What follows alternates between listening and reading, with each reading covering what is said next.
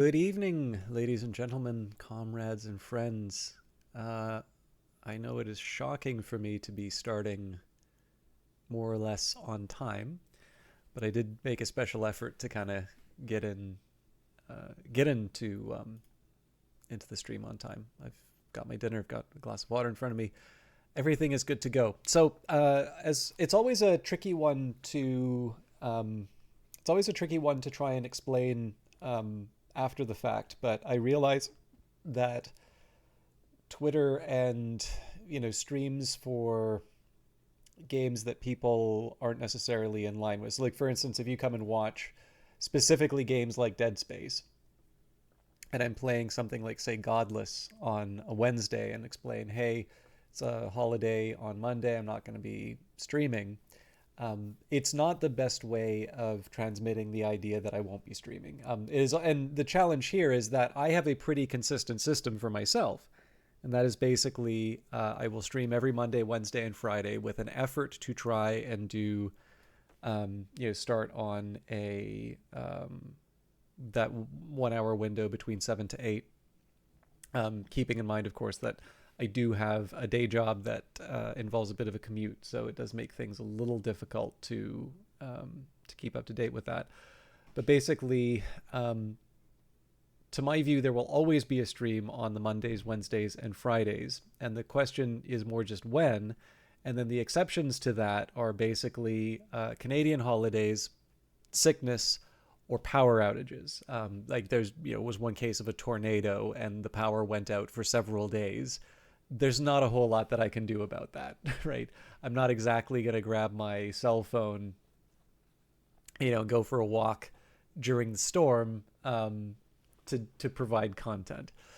But the big challenge here, of course, is that as grateful as I am for fellow Canadians watching, I think the majority of the audience are not Canadian. And so to say that I will not be streaming on a Canadian holiday doesn't really convey the information that's required. And so I ultimately just kind of have to deal with the fact that probably the best way to reach out to people is the stream. And the thing that I would be reaching out to people about is the fact that I won't be streaming. And there's no good way of doing this. Hello, Locus, and looks like you're in nice and early, so you'll be able to watch more of the game.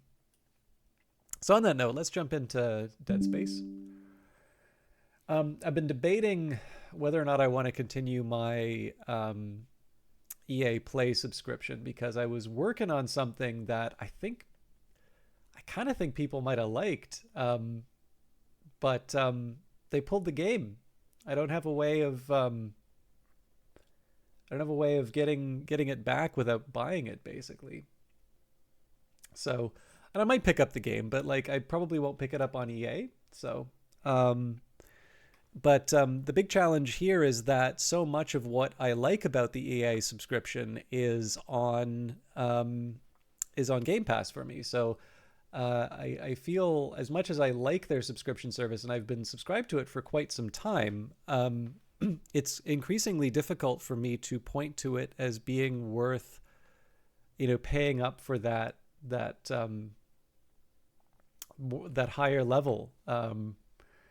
So anyway, it's I haven't made a decision yet, but I do have a slight inclination towards. We'll say it's under review. And the big challenge here, we crashed out. It's never a good way to start.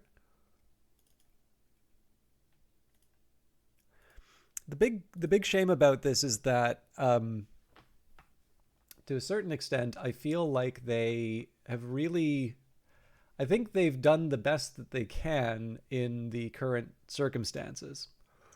So, and I realize everybody's got strong opinions on this publisher in particular, but if you take a look at the various activities that they've been doing, and I would specifically point to, things since I wrote that article, they took a big chance on Immortals of Aveum, and ultimately that didn't turn out for them. but they've actively been trying to make new franchises, make new products, not just rely on those, on the branded products. They are stopping the Star Wars games, right? As popular as they are and as reliable of a moneymaker as they are. They No, I think it just means you're growing up, Hulkrins. I mean, obviously, you call out things that are not good, where you can.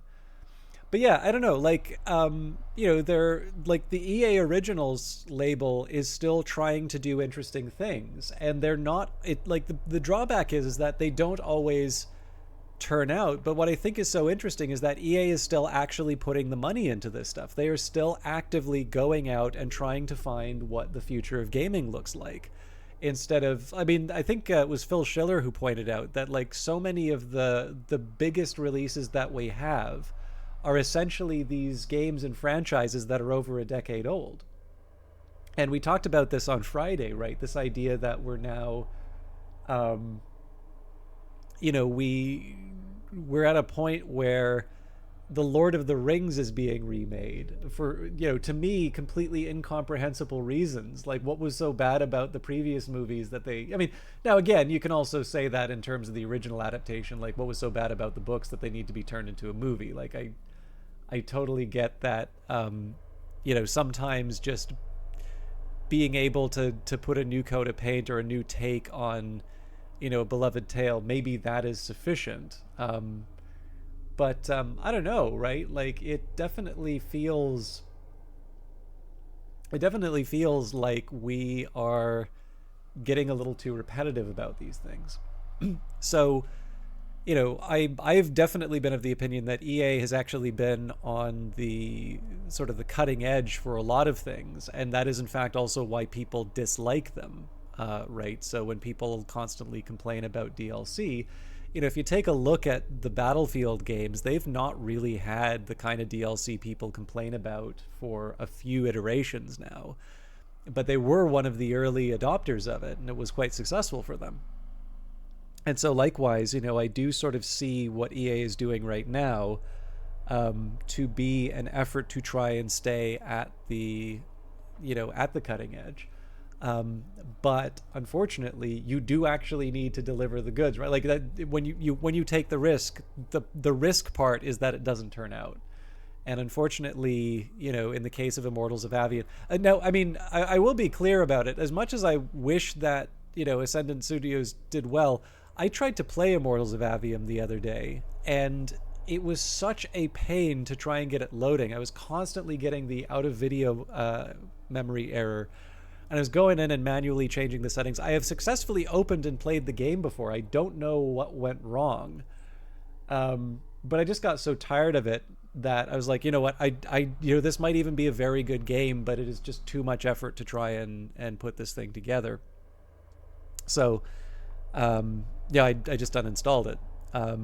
Which, obviously doesn't speak well to that game's future prospects. Obviously, if you're going to be doing a risky game like that and making it very difficult for people to play, maybe it's not such a mystery that the game wasn't as successful. But that's a little too smug for what I think is actually... I like the fact that they made the effort. And I like the fact that even though not every attempt like that succeeds, that they're actually still willing to...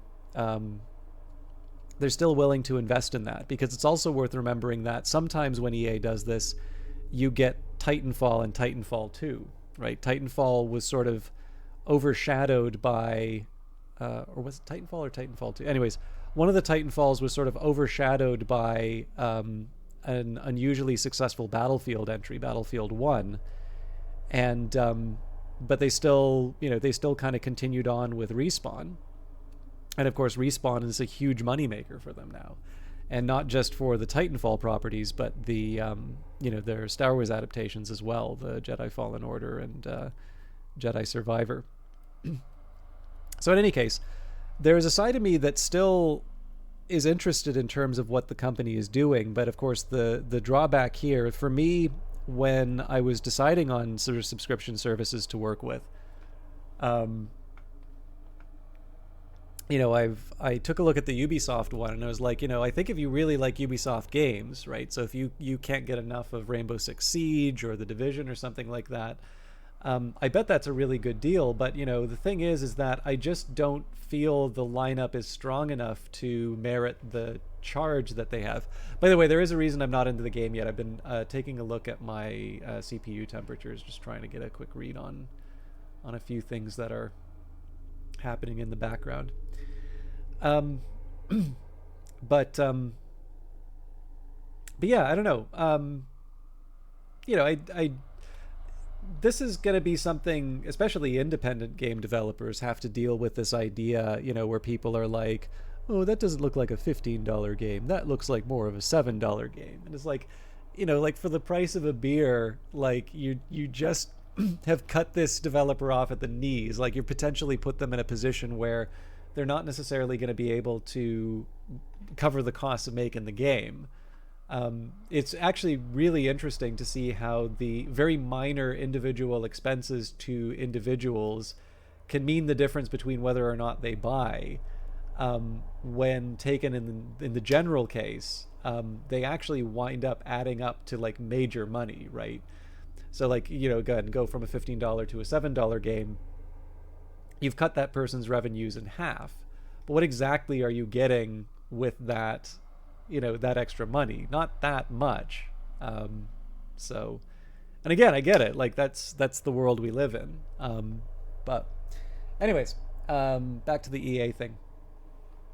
So yeah, I mean, I made a pretty conscious decision in terms of, Ubisoft, that for me, the Ubisoft style of game is interesting, but not compelling enough for me to consistently pick this thing up and play, and make it worth it to keep playing. But there was definitely a good argument for EA Play.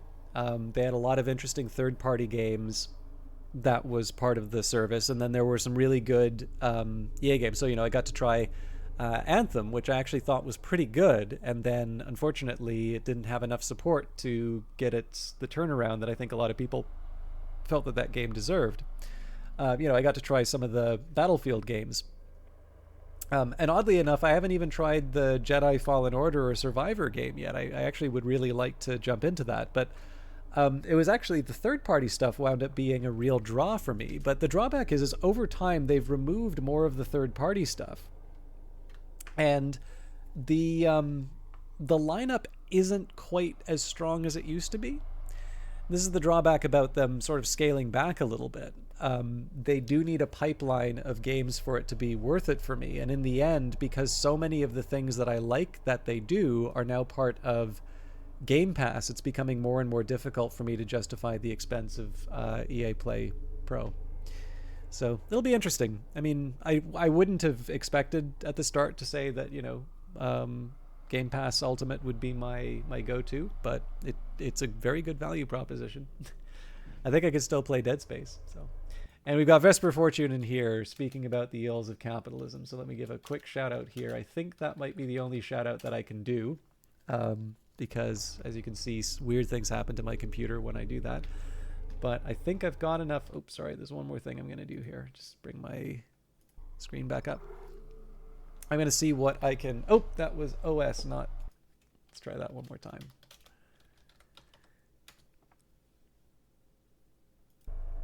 You were playing Persona recently, if I'm not mistaken.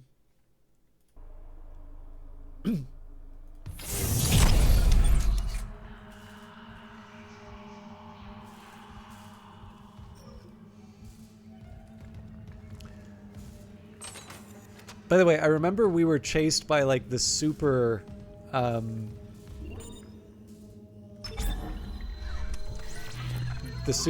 but I don't remember that much. In game, right, Vesper? Okay, let's take a quick look at my inventory. Okay, I'm definitely going to put some of the stasis stuff into storage.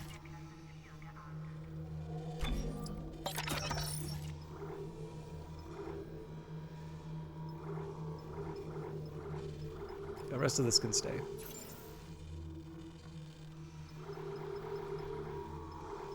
I don't even remember what the top level of suit is, but...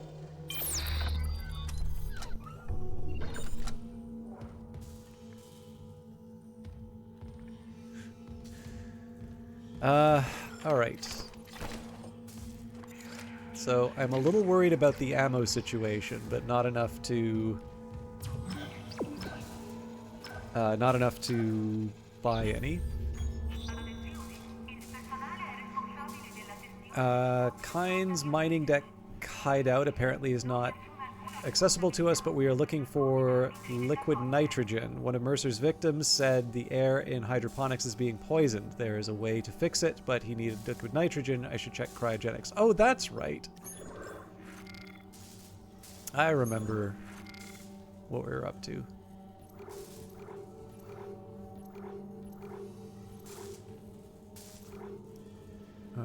Do I want to switch to the light gun? I think I'll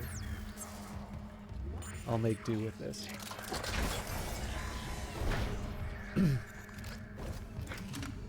I'll confess, I've been kind of looking forward to Mondays for the last little while. This is definitely a very atmospheric game, and it's a very good ride. Like I like the. I kind of like the pace. I like the rate at which they sort of give you big frantic moments. This is one thing that I sometimes... Oh, I'm sorry, Locust. I keep forgetting that you are a streamer. I've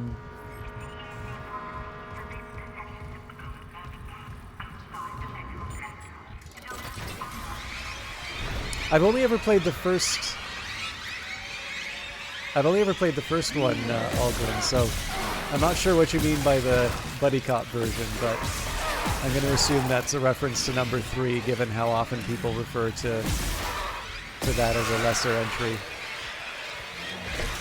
Oh no! Save me from the Wii Turtles!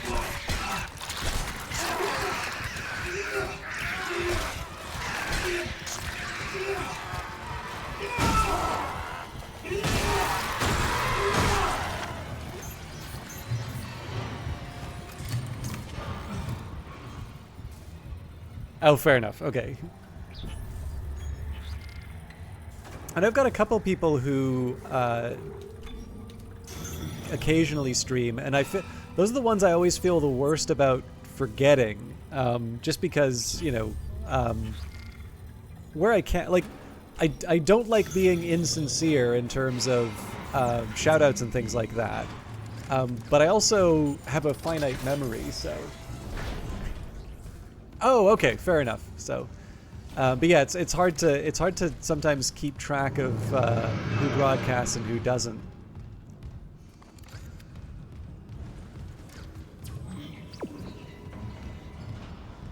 Anyways, yeah. So I mean, as far as the pacing is concerned, this is one thing that I've sort of learned, and it's like I've always tended to dislike there's a really cheap rhetorical technique which I've never respected anyone for using it. I actually think it's a very lazy way of interacting. But you know, essentially, if you repeat what someone says with a sufficiently skeptical tone, at least among a certain group, this will somehow count as a refutation. So, you know, I was describing an action movie to someone. This wasn't exactly this wasn't the exact example that I was that I'm thinking of here in terms of the tone, but it you know, it stands as a kind of a neighboring illustration, let's say. I can't remember if I have the level 3 key or not. Level 3 security clearance required. But I was kind of talking about an action movie, and I said that, you know, I thought there were some things I really liked about it, but one thing that didn't quite work for me was the fact that it didn't really know when to let up, that it was sort of relentless in the action, and so as a result, like, I'd kind of describe a couple of, like, really incredible set pieces that they put together, and how I felt that I should have been a lot more excited by them than I actually was. But the problem was is just, you know, I was coming into like the 45th minute of like straight action or something like that, and it's just sort of, okay, sure, you know, they're doing this incredible thing now. And there's something to be said, right, for a bit of give and take. It's a little bit like, you know, I'm sure most people will know with horror movies, right? If you watch that, generally, when you watch the good ones, there tends to be these periods of calm to build up some tension, so that that tension can be released when the, you know, creature jumps out of the tank at you or something like that. And of course, inevitably, you get the, you know, quote-unquote clever person who's like, oh, so you're saying it's got tons of action? Well, sign me up. And of course, I'm like, okay, great. You know, you're definitely encouraging me to, you know, to have more conversations with you about things. Seeing our husband unleashed is almost worth losing my other patients. But you and Dr. Brennan have delayed me enough. I actually quite like the original John Wick. I have never shown anything but courtesy to Dr. Brennan. Can you say the same? I can say I'm not a fucking murderer. Speaking of courtesy, do I have you tagged for fixing the Ishimura's engines?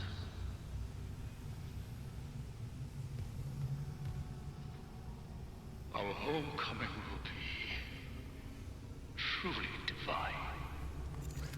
And I doubt even you can stop a convergence event fueled by the entire population of Earth. You take these things to Earth, it's all over. Only for the faithless. Humanity will be made whole, Mr. Clark.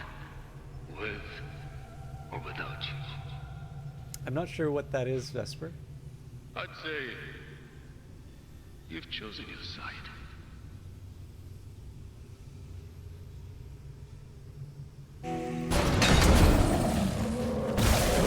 No, this is the recharge I can get, isn't it?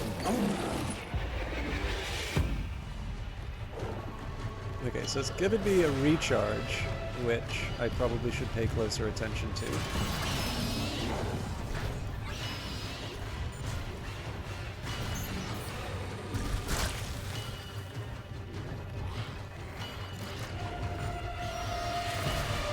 Ah, hell.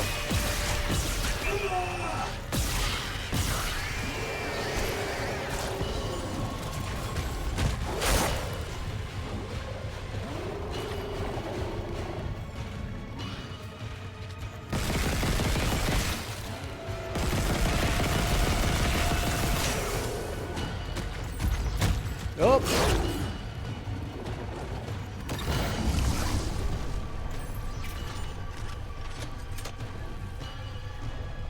The big drawback here is the lack of ammo.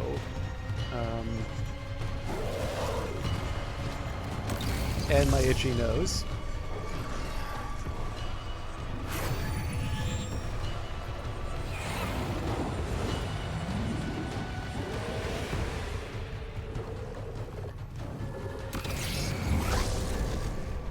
Okay, let's calmly think this through. We've got a lock.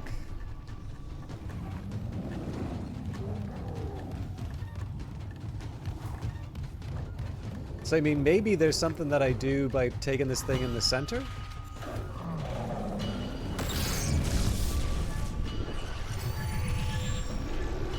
Problem is, it's not so clear to me what button I press after I get it in there. That probably wouldn't be sufficient anyway. Like, I kind of get it, right? It's the big... Oh, here we go. All right.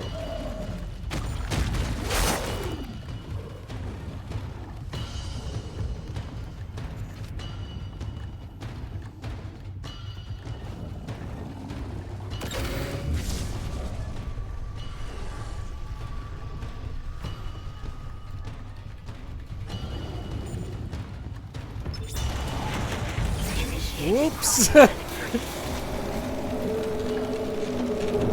specimen present. Cryogenic freeze cancelled.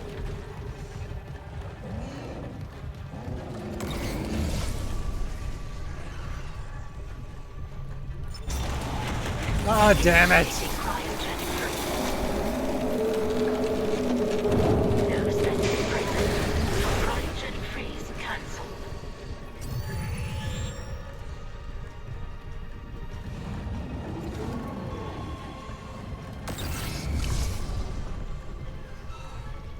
Eighth time's the charm. Initiating cryogenic freeze. Cryogenic freeze complete.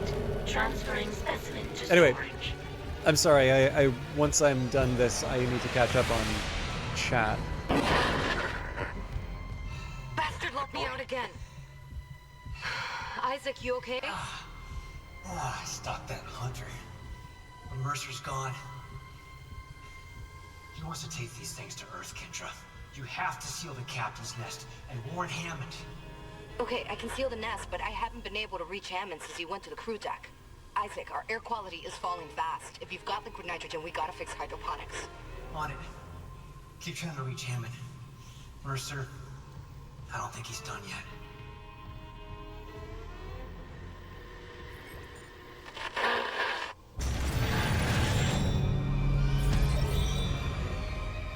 Okay, so sorry about that. On to environmental hazards. So, what was the... Okay, yeah. So basically, this is a great example about sort of what I was talking about here. So, good horror movies will obviously know how to do that push and pull, and that's clearly not just about horror. But I think this game definitely has the confidence to let you have areas where maybe it's not so clear what you're supposed to do, or just to let you sort of hang around for a bit, and then. When the time comes to just let all hell break loose and give you this, this nightmare to run into, and the game is much more effective as a result of it. But yeah, Dagan, is it Daganatropa? I'm not at all familiar. I'm asserting your non-existent influence here and putting Daganatropa on my next stream game. Well, I definitely can't do it for the next one, but I will definitely take a look. I will definitely have a take a look at the Danganronpa.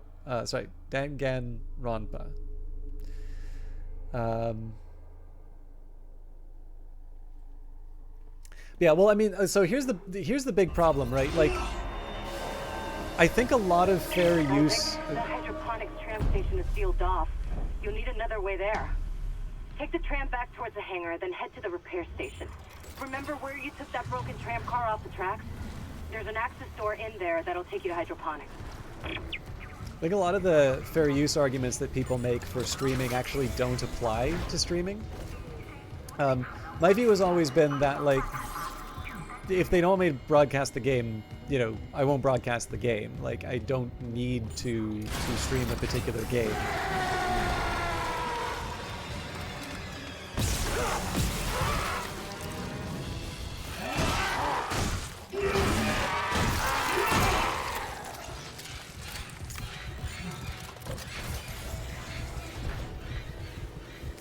Trying to preserve a little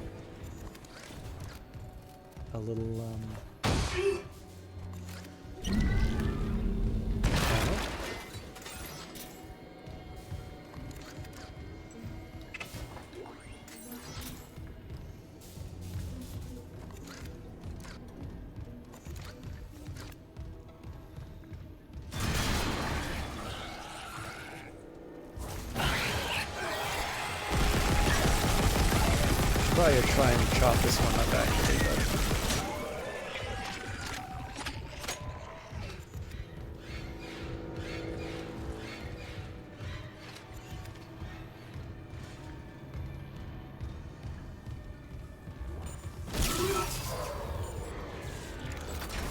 there's his old engineering background coming back.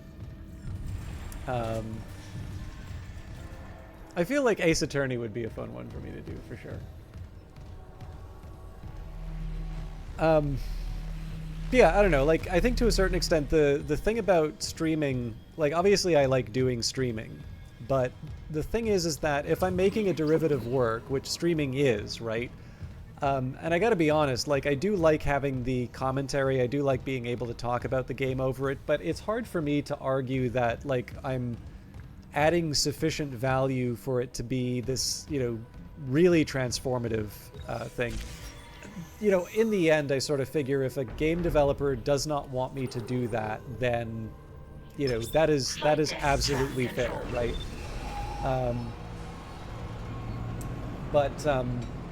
You know, I think for most people, they kind of recognize that there is some value to it, right? Like, I mean, Cultist Simulator would have been fine without me. But I think it's sort of fair to say I've gotten enough kind of encouraging words from people that how I've done that game sort of has given them an angle. Like, maybe they would not have gone back to the game and tried it. The way that they did as a result of the stream or something like that. And again, I'd love to get to a point where, you know, I can make a developer, I can be the thing that decides whether or not a developer is able to continue making games or not, but maybe it's not all about me. The fact that on the margin that doing a stream is a net positive for the game, that should be enough.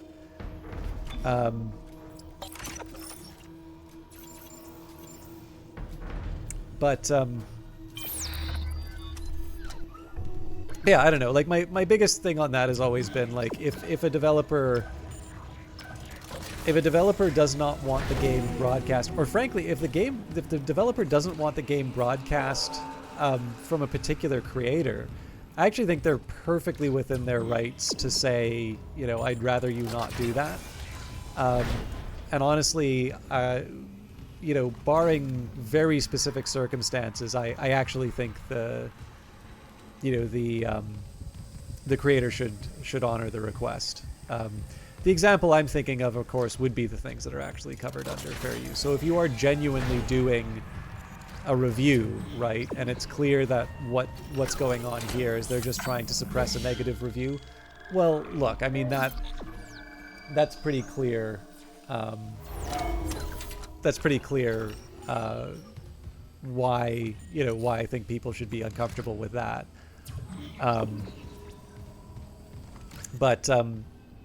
I've always been kind of uncomfortable with this idea that a lot of streaming relies on this idea that gamers are known for, like, forming these mobs and creating, like, a lot of controversy over particular events. So, you know, a sufficiently popular streamer being told that they can't stream a given game, and then sort of sicking their fans on the developer. I don't know, like, I would feel fairly uncomfortable with this, right? It's kind of like saying, is like, oh, I really like this picture. If you don't let me use it I think if you're near hydroponics, check your helmet filters. That air's not safe to breathe. Yeah, I smelled it. The whole deck's rotting. I'm reading a huge mass in food storage. Too big to be anything they grew. It looks like the source of the poison gas. That patient in medical, he said something about creating an enzyme, right? Maybe the scientist left the workstation open. Speaking of workstations.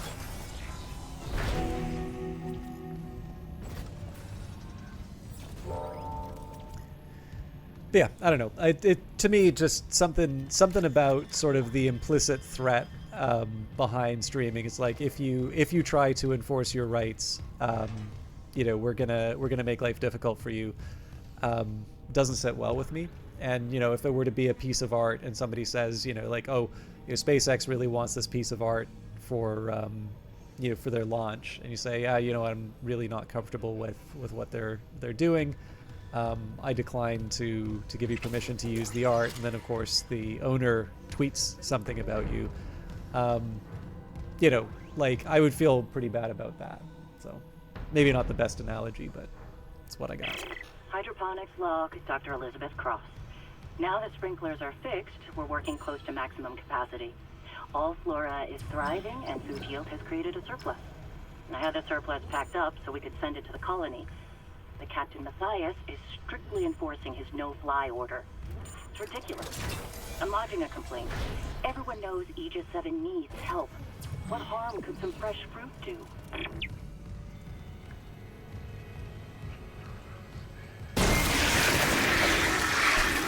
Ah, the wee tunnels!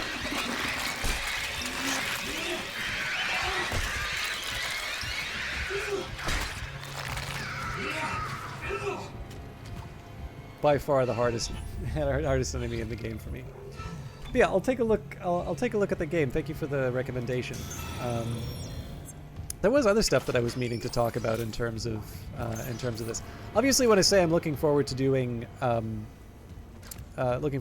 Dead Space on Mondays, that doesn't imply that normally on Mondays I'm like, oh, a strategy game. It's for nerds. But this has been kind of a nice change of pace. I'll confess that I actually forgot most of the story, and I'm rather liking what they did with it. One of the things that I wanted to talk about before I kind of got sidetracked on all my other nonsense is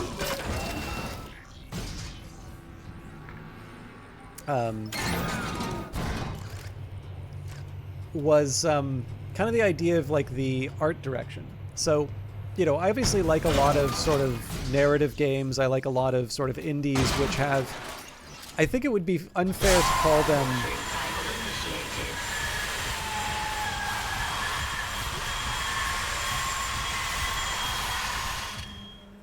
that was genuinely water. I really thought something was going to come jumping out of that.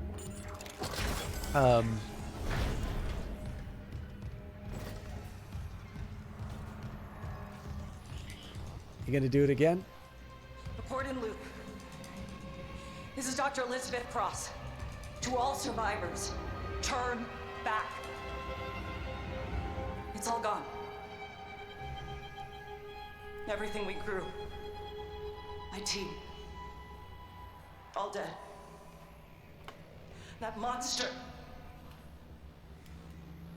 Please, leave. Get somewhere safe. If I can find a way to kill it somehow. Jacob, if you're hearing this, you know I have to try.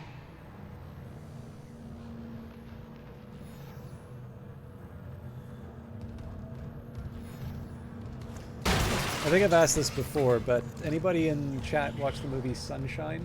I think it's a couple of years before this originally came out. To all survivors, turn back. It's all gone. Everything we grew. My team.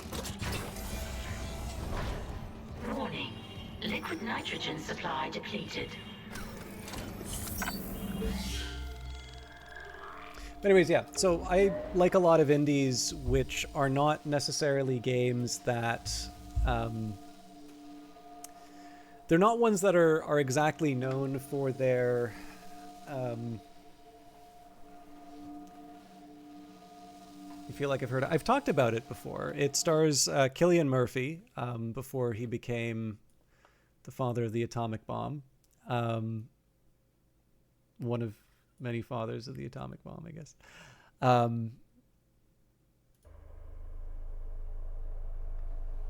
It's quite a good science fiction movie. Sorry, I'm gonna...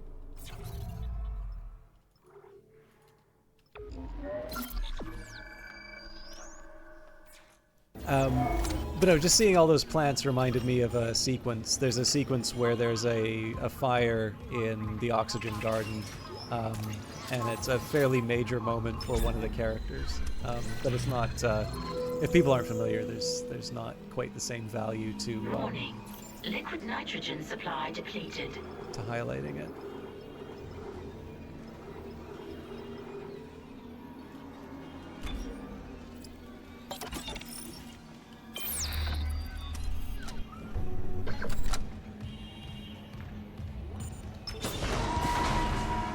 Liquid nitrogen replenished.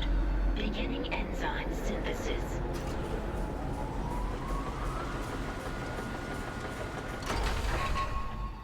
Enzyme synthesis complete. Caution, do not ingest. definitely luck? heard a monster. Yeah, I finished the enzyme. It's been modified to digest something big. They must have been trying to kill whatever's in food storage. Let's hope it works.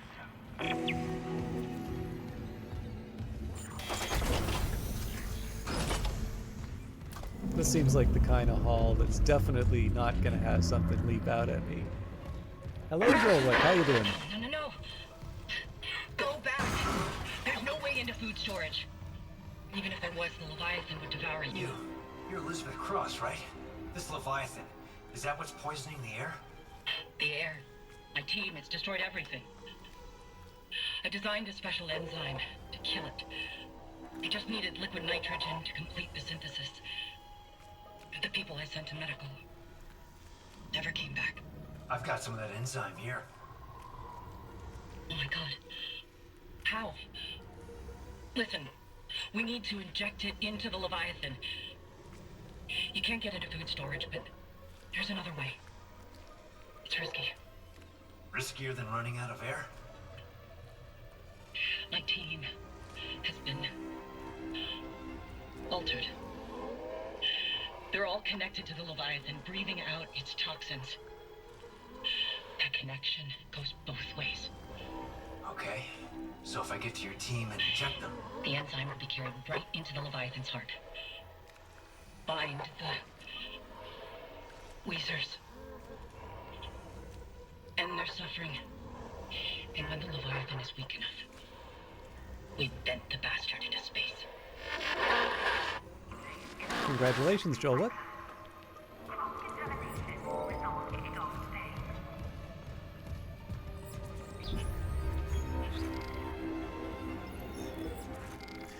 But yeah, so the thing I was wanting to say was, when it comes to, so, you know, like, there are some indies which have a very unique style and can really stand out for it. So, for instance, a game like Industries of Titan, one of the very first things I think of is, I think I'm getting a slight bit of interference on my monitor. Just give me a quick second here. Oh boy.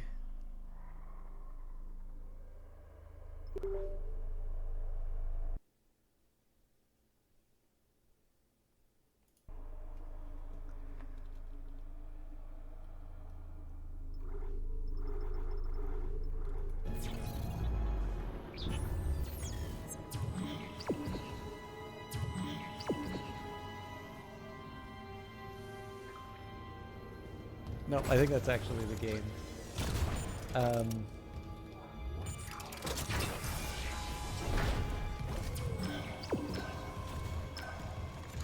But yeah, so something like Industries of Titan has this very unique visual style.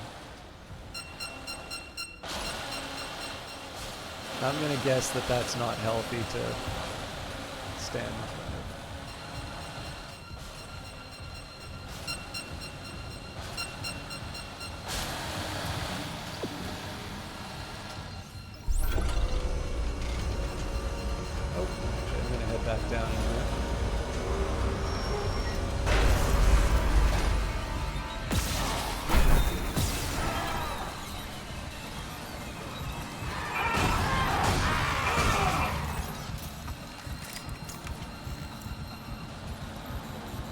But yeah, so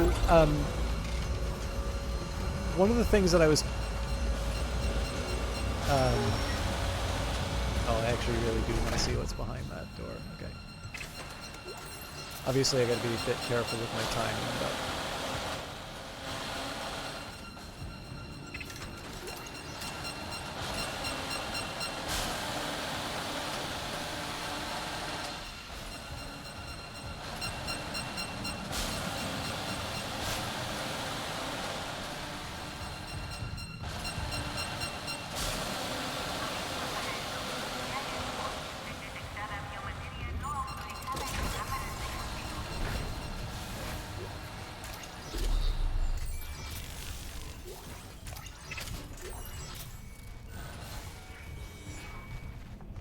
yeah, especially when it comes to these larger games.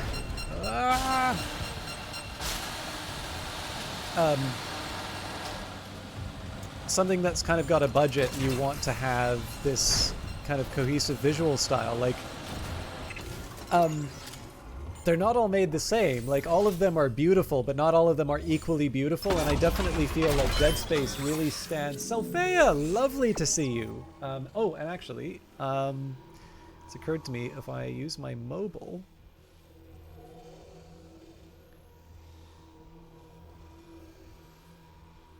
What have you been up to lately? I don't even think I've seen you on, like, live, but that probably reflects the hours at which I am going to sleep lately.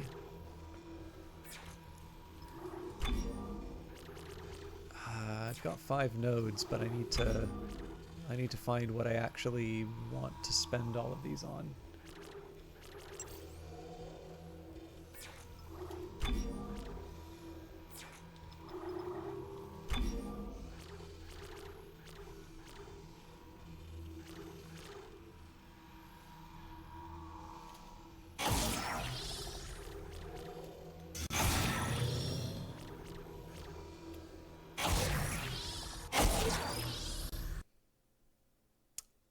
All right, and it just crashed.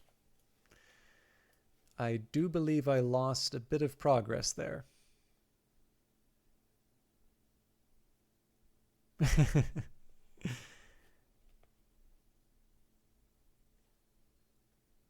I do apologize, Selphea.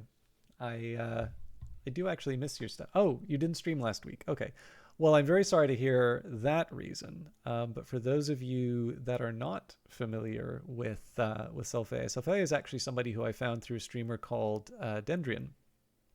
And she's a very nice Australian broadcaster who I've seen do a lot of my time at Sandrock. But because it has actually been a while since I've seen her stream online, I don't feel like I'm allowed to make the "you only stream Sandrock" joke, just simply because I think that is more of a reflection of the fact that, like, I actually have not seen the last few things broadcast. But in any case, very talented broadcaster, very actually a fairly broad taste of games, despite the joke, and somebody who seems to have a lot of streamers who watches their channel. So I got to be doing something right? In any case, definitely an easy recommendation to make here. Although I do wish I was finding more time for my Australian comrades. Okay, what mission are we on right now? Okay, we're still injecting Louiser. Okay, actually we're not that far off, it turns out.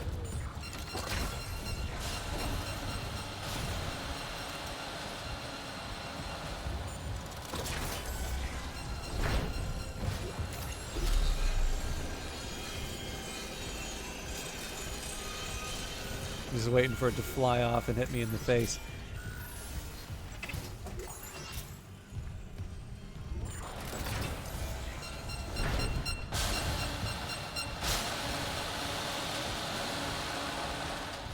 But yeah, I don't know. There's something specific about Dead Space's style.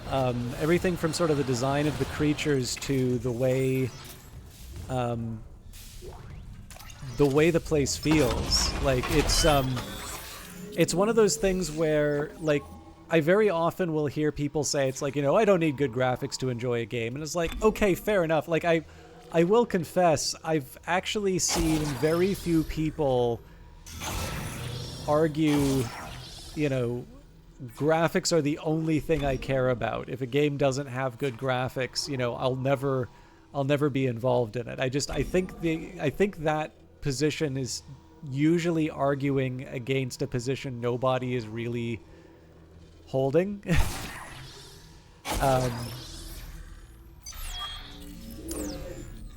But I will say, like, for a game like Dead Space, right, something that does have a budget, something that is actually trying to go for a specific experience, I actually really do think, like, for something like this, there is a huge difference between a capable team of artists which I think most AAA games are going to have. And the kind of team that's able to like come up with a really specific idea of what a particular vision for a game looks like. What even is this game? It's giving you Outer Worlds / WoW / Fallout vibes. This would definitely be, I suspect, probably maybe a bit closer to Resident Evil. Definitely a bit more action-y than the earlier ones in the series, but this is definitely a horror style game. I thought I had a ridiculously good machine, but then stuff started crashing on me.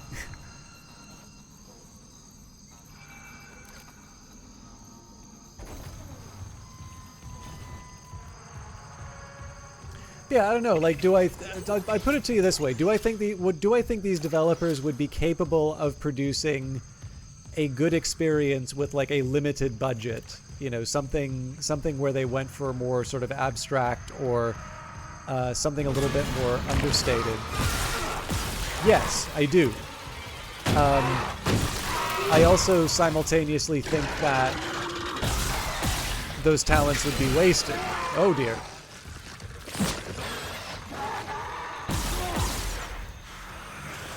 How many of you are there?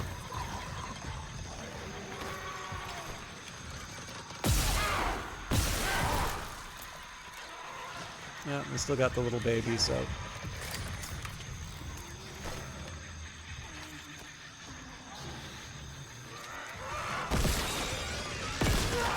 I want to stop on the blade arm guys. Oh.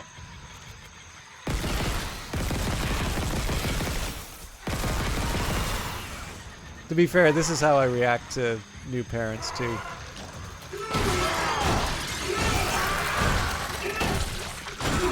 Anyways, as you can see, exactly like the Outer Wilds.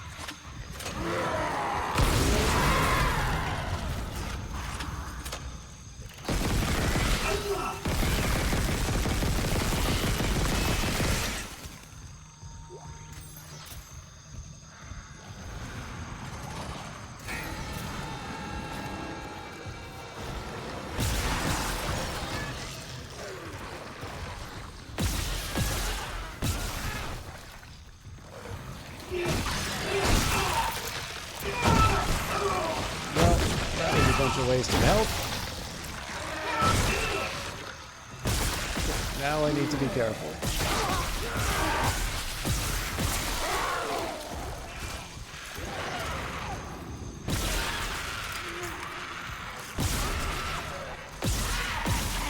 So yeah, one of the features that was unique to this game at the time, Selphea, was the fact that you could dismember the enemies.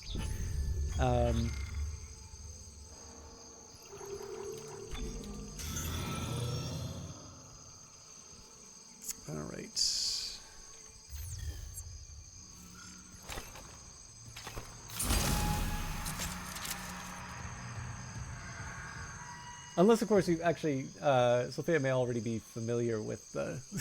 Sorry, I'm all over the place in terms of topics right now, but... she might have been sarcastic, and I totally didn't realize it. Which is a shame, because I'm very sarcastic in her channel. Security request retrieved. Hello, security. This is Dr. Cross in Hydroponics. Something just hit the hull near food storage. We think it's a rogue asteroid. I have people injured from decompression. We need medics and crowd control right away. Oh my god. What the hell is this? Everyone out of food storage! It's alive! How can it be alive?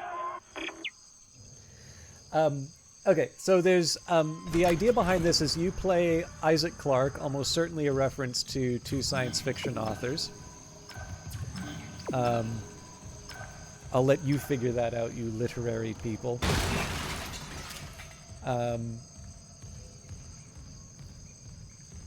But essentially you're on your way to one of the oldest and largest Planet Cracker class ships on which your wife is working. You're an engineer.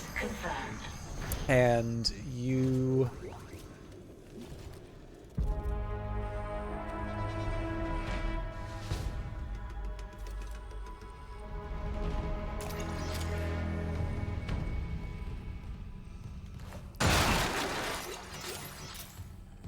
you sort of arrive on the ship and find that not everything is gone well. Things are... Hello, Ionics. Which of these should I pick?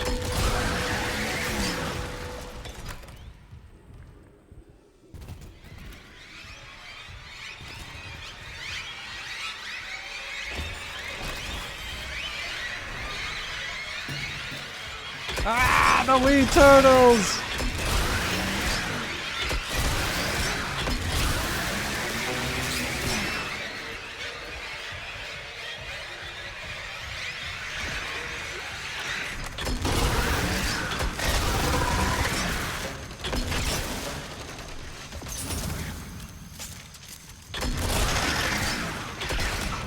Damn it, they still got me!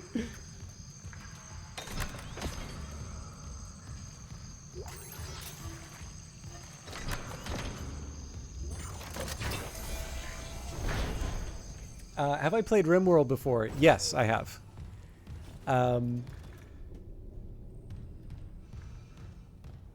But yeah, so anyways, you arrive, there is a lot of evidence that something related to a growing religious movement, I believe it's Unitology,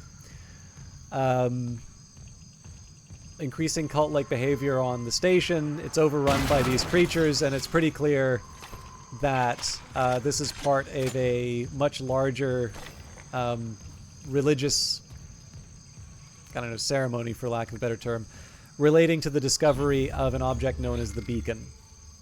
So our main motivation here is to try and find our beloved wife and make sure that she is okay.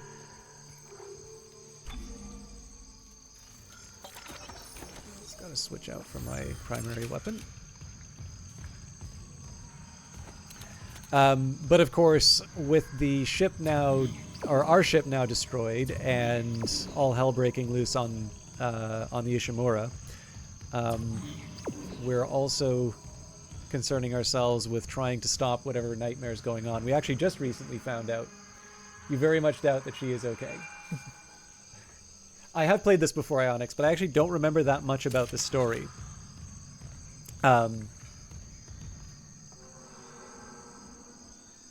What was I going to say?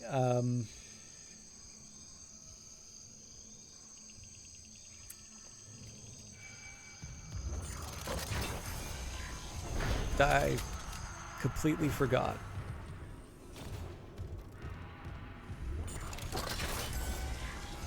Oh yes, sorry. We ran into a mad doctor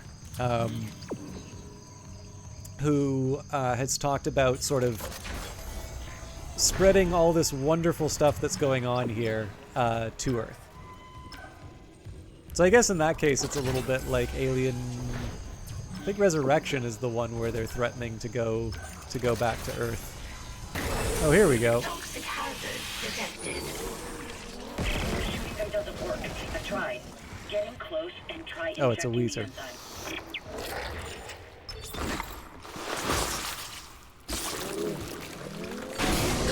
Toxic hazard clear.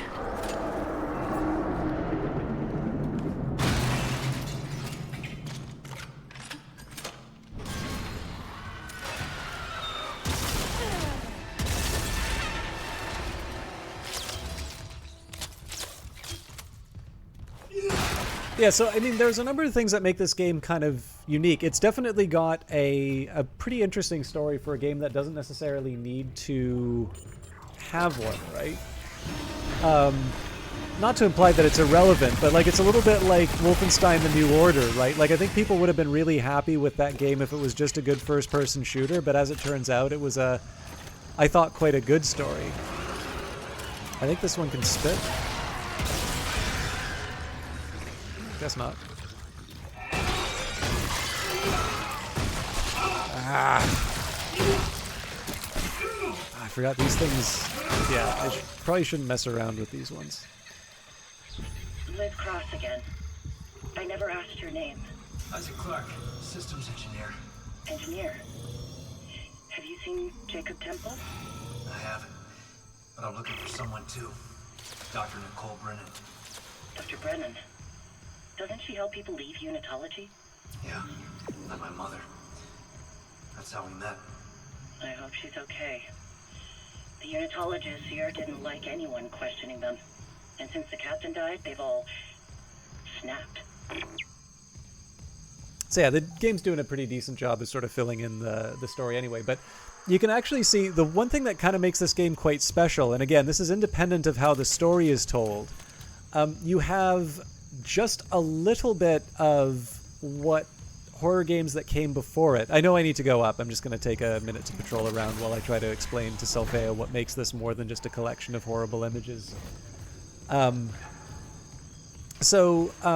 think games like Resident Evil that had come before played with this idea of,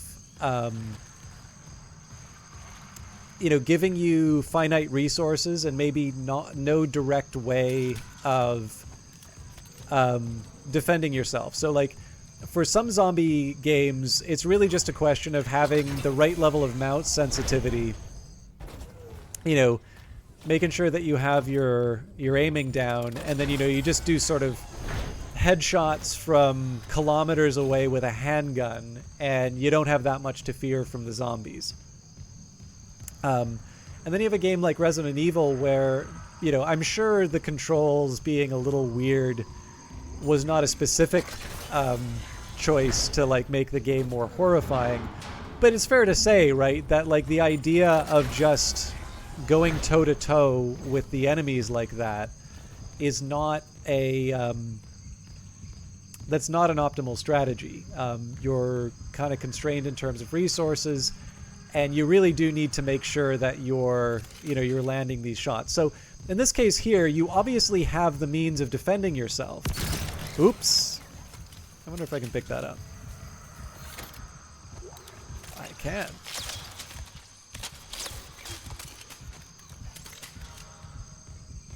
I forgot that I can't switch that around. So one of the ways that the game sort of gets around this is, number one, you have sort of you do have limited ammo, and you do have sort of only 4 weapons that you can equip at any given time. But on top of that, the enemies are quite strong, and the idea here is that you just can't stop them by shooting them in the head. The option is to dismember them, and even some of the crew members say, like, does that kill them, or do they just stop moving? And so in this case here, right, like, that would be pretty horrifying if you were, like, even to a Nazi, right? Like, that's a pretty terrible thing to do, and I don't think we would... Oh. Maybe this is how the game tells me I need to hurry the hell up.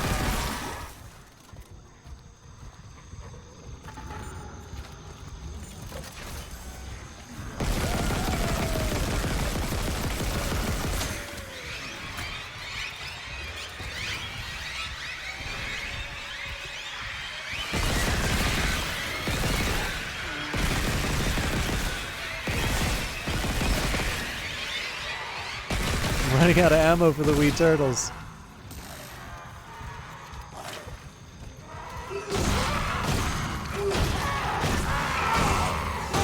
So they've always got melee if you find yourself short. Yeah, so in this case here, you are finding yourself with limited resources. You are...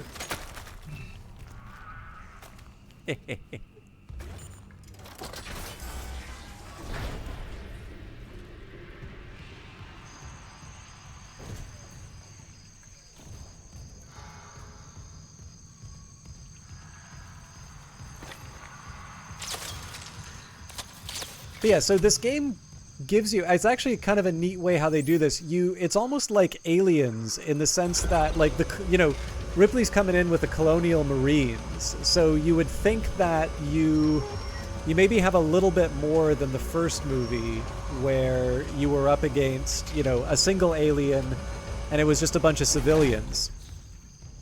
And of course Ripley knows better, but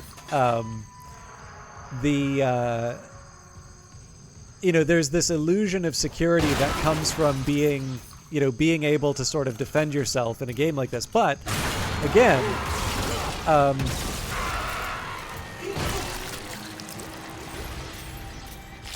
you are limited in terms of the resources that you have to protect yourself. And obviously these enemies are built in such a way. So rather than doing something kind of overt like Resident Evil, where you really do sort of feel inconvenienced in some cases, or a game like Outlast, where you just simply have no means of defending yourself. Oh, that's interesting. I'm going to need to find a way to...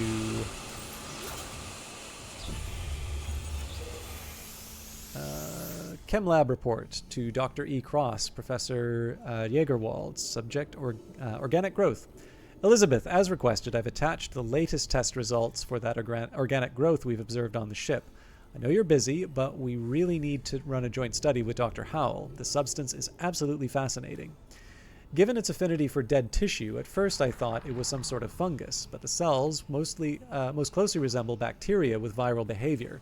This organism infects other cells through osmosis, then mutates and reproduces, oh my god, agamogenically? We need Osmond Meow to come here to explain the biology. What's most incredible is the speed at which it grows. One of these bacterium reproduces 20-fold in just 1 minute. That's why we haven't been able to pinpoint any specific origin point, I think. It just seemed to be in multiple points on the ship all at once. I've never seen anything like it. I won't stake my reputation on it, but I think this may be a genuine alien life form. Professor Hawley theorizes that it's a habitat transformer. The level of gaseous discharge are tremendous, which is why it smells so bad.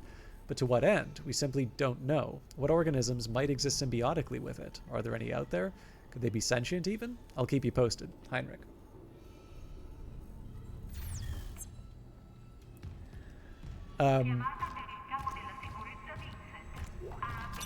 Right, I need to figure out what I'm giving up.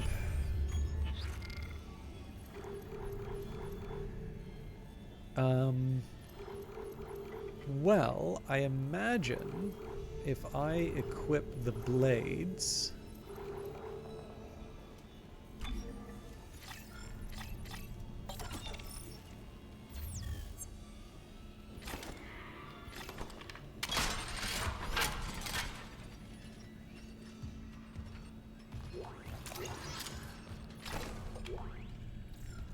I definitely want that large med pack, though.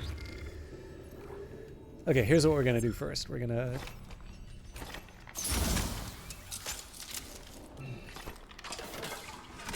recharge as much as I can. Yeah, that already got me 2.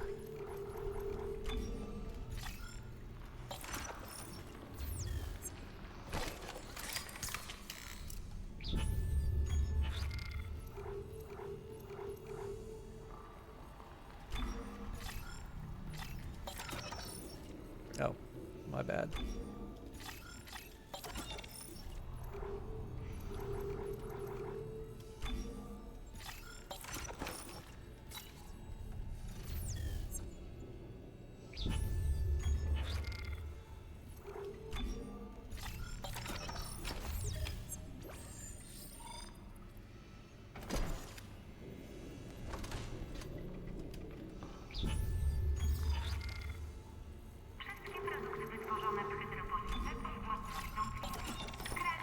Okay, so again, this is just making sure I've got enough inventory space to do my thing.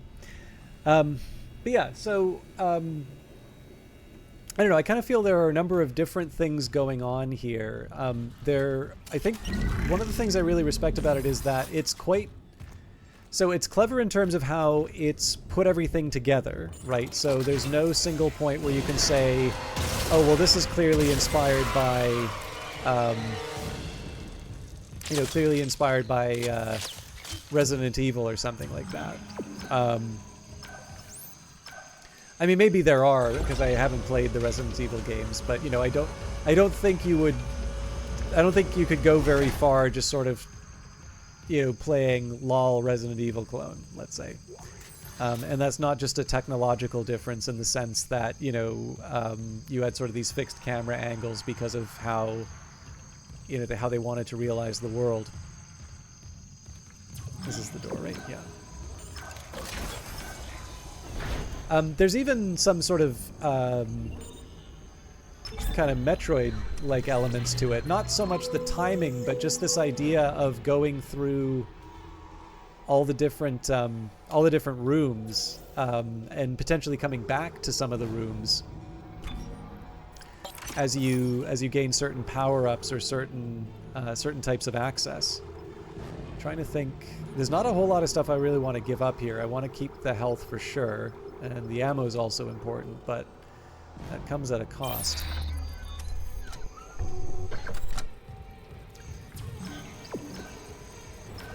But yeah, so obviously there are some elements that make these kinds of games work, which are present.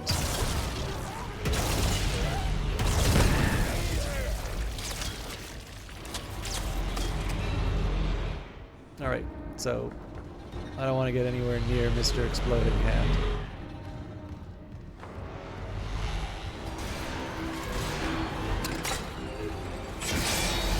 Oh crap.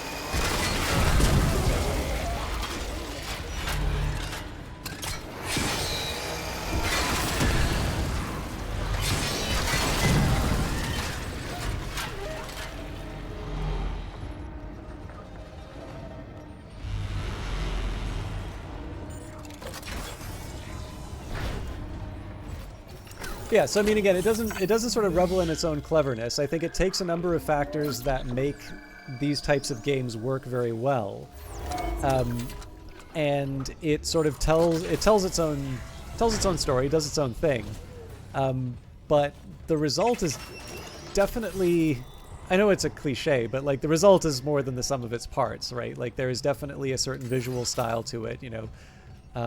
Horror in space, it's not the first time that it's been done, but it's definitely a very kind of zero gravity. Coherent... Oh, that's not what I want.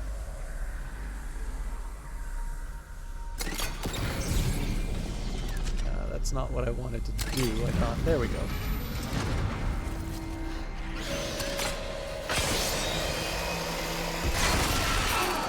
Oops.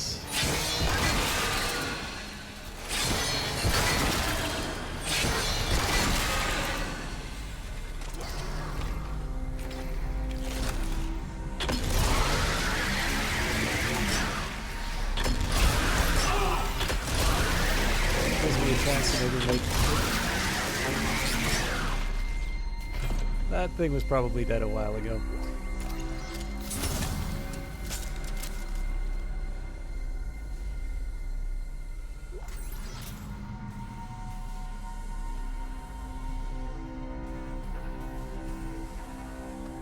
Don't turn on the gravity.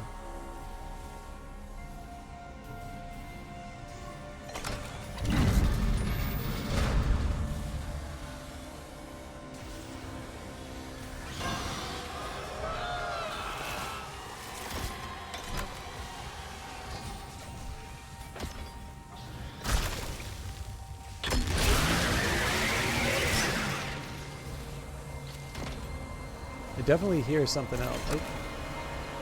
Yeah, there's definitely something flinging things at me. I don't exactly want to waste the ammo, though.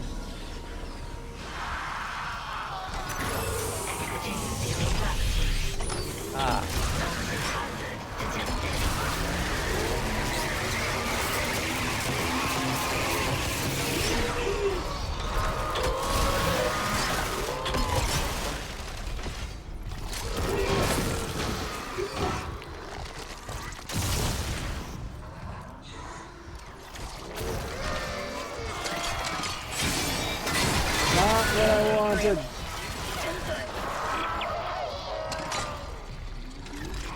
Fire, please!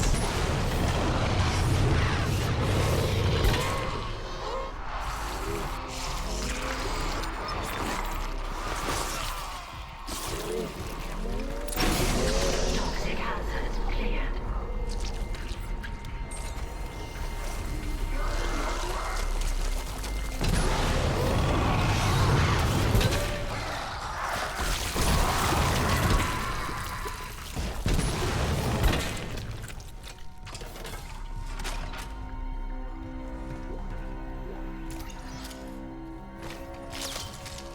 Alright, so this was a little bit of a disaster just as far as ammo and health goes, but...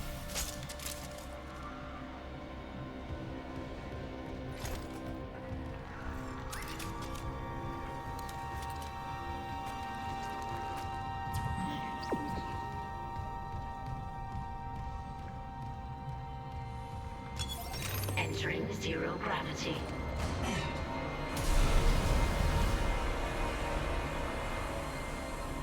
The other thing that I was sort of talking about, Selphea, it's like a fairly unique challenge for someone like me. So like I've got a fairly religious family.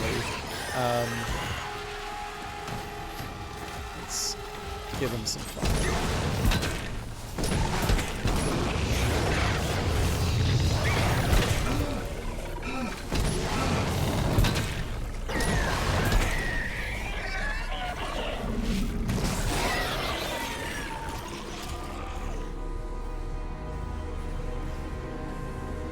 So what will sometimes happen with family members is that they'll see a show, even like something like Whiplash, which is not, you know, obviously about profane things. The language is really, is definitely quite heavy. So, oh, I went the opposite direction. So I do sometimes find myself in a position where I have to sort of defend a work for depicting unpleasant things, right? You know, well, it seems like a good movie, but why did they have to use that language, right? That sort of stuff. And to a certain extent, whenever I play a horror game, as much as I enjoy them, I do sometimes feel the need to do that. And I don't necessarily feel the need to do that because of my family. It's actually one of these things where I sort of think about what I'm experiencing, right? There's lots of different things that I can be watching or playing. Not even a question of games. And so the question is, like, why am I deciding to see this succession of horrible things? And I thought one of the things that was kind of interesting about Dead Space was just, and again, it's not the first or only game to have done it. But given its religious overtones, you know, to a certain extent you can always just say, you know, it's going through its rebellious phase, and it's always kind of fashionable to... Sorry, 1 second.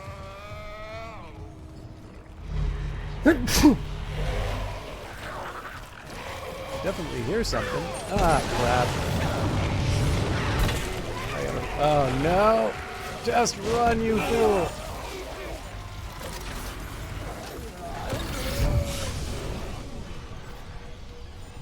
It did warn me.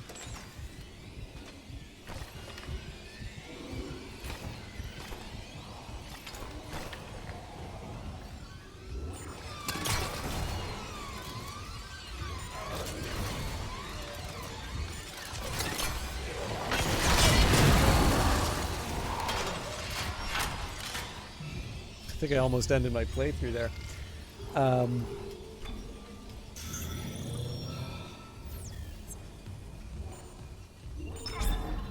But yeah, you know, religion's always going to be a popular topic. Like, I know people like to pretend otherwise, but like, there's very few people who are going to sort of suffer some kind of penalty for knocking religion in a story, right? Like, we're not, you know, we're not at the point where the church has such a hold over the world's minds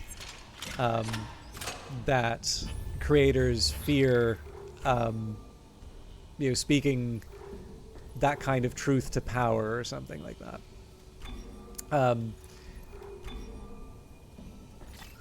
So, you know, in some cases, it can be a little cringy whenever a game chooses, or not a game, but a story sort of chooses religion as a target. Not that it's, you know, above criticism. I don't feel that at all, actually.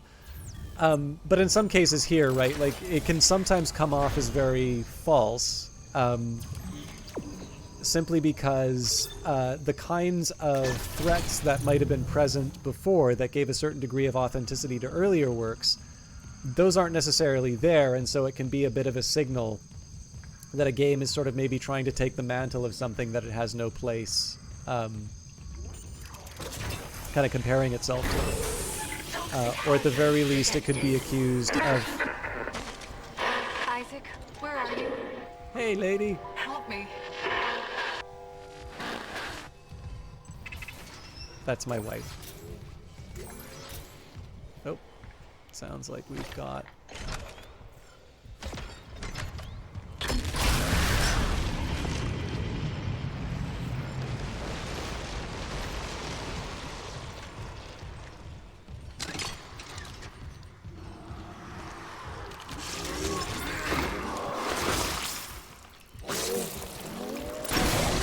Toxic hazard clear.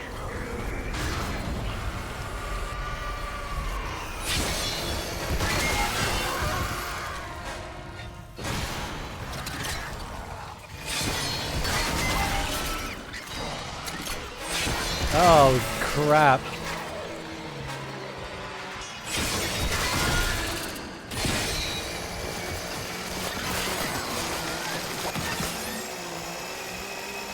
Anybody else? Alright. Yeah, if those things raise a bad guy, it gets a bit dicey. So anyways, it's always nice when, you know, I'm all for picking on religion, but it's nice when there is a little bit more there. And in this particular case, I actually think there's a couple of neat things going on in the story in terms of sort of inverting this idea of eternal life. We talked about this a couple streams ago. So Isaac, I looked up Cross's notes on the... Oh, God. Oh, my God. Kendra? It's him. 2 doors behind you. Garrett. Wait, he's gone. He waved at me, and... sorry, Isaac. Keep going. Just a glitch on the camera. It looked like my little brother. Stupid, right? That's not possible.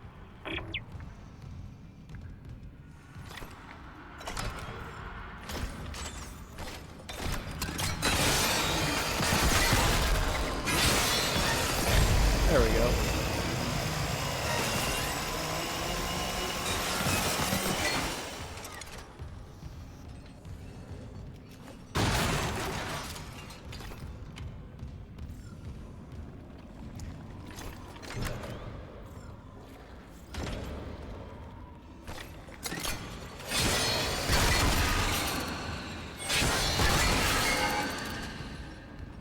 Okay.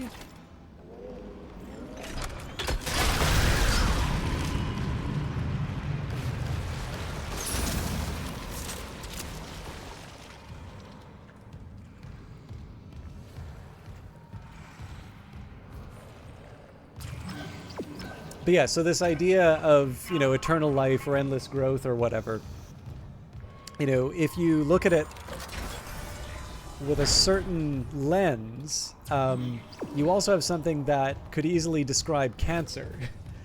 And so not all forms of eternal life, not all forms of, you know, endless growth are desirable. And so in this case, I think that's kind of where adding the religious dimension is more than just, you know, a game going through its rebellious... Oh, okay, well.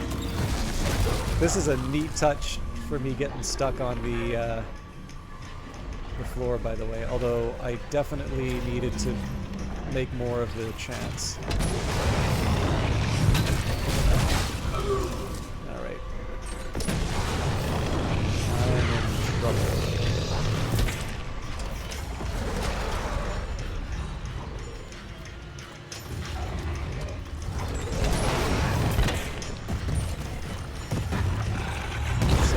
So out of...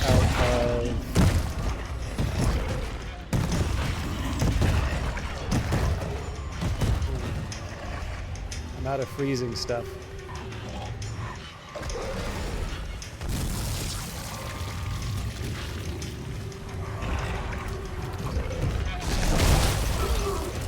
I think this is it. I can make a shot. Let's see if I can...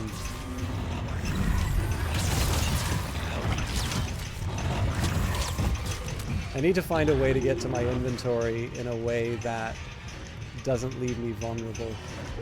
It also may not have a weak point. Okay, health first.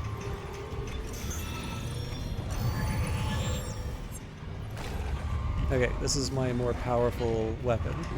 So the next thing I gotta do is get into a position where I can actually sort of run around the end. So I'm in a slightly better place here. What it might also be doing is trying to get me to put something in the energy. Okay.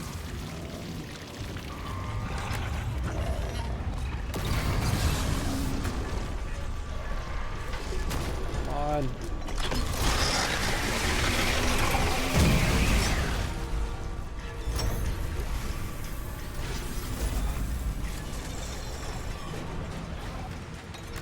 Quarantine lifted.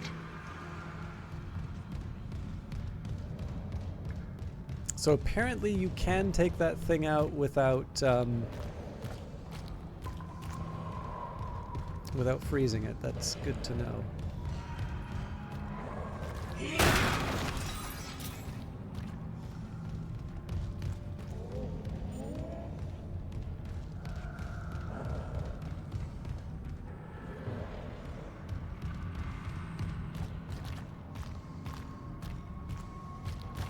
Yeah, anyway, sorry. What I'm trying to say here is that there can be more or less interesting ways of sort of playing with religious themes, and I think in this case here they do something kind of neat with the idea of eternal life that makes it more than just sort of let's poke a little fun at religion. I don't know, like I always kind of feel it's a little bit like oh, go away.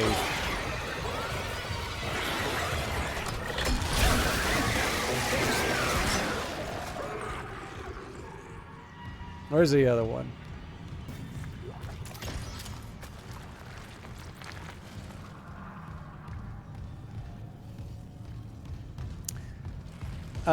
You get kind of the same thing with the Wealthian stories, right? Like, nobody's exactly going to say, "Oh, won't anybody think of the, won't anybody think of the wealthy?" You know, I sure hope someone has their interests in mind in this story. But on the other hand, like, it's, you can tell a story like A Christmas Carol, which is a pretty good story.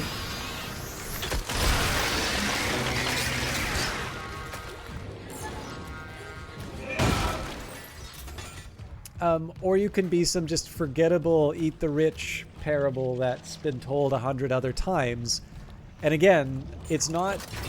The problem isn't so much that people are choosing that target, but it may be that they're choosing that target because that's what they see other people doing, and, it might sell or what have you. All right, that's no good.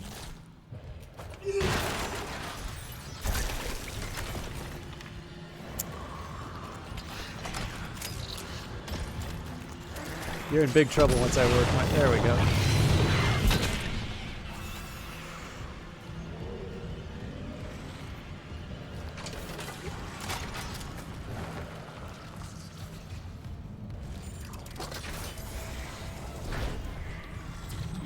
The concern is less about, whether or not you're picking that particular target so much as whether or not a sort of a genuine feeling is being expressed, or if you're just sort of, okay, I like reading Naomi Klein, so, I'm basically going to write a Naomi Klein book. Okay. It is directing me to you, though.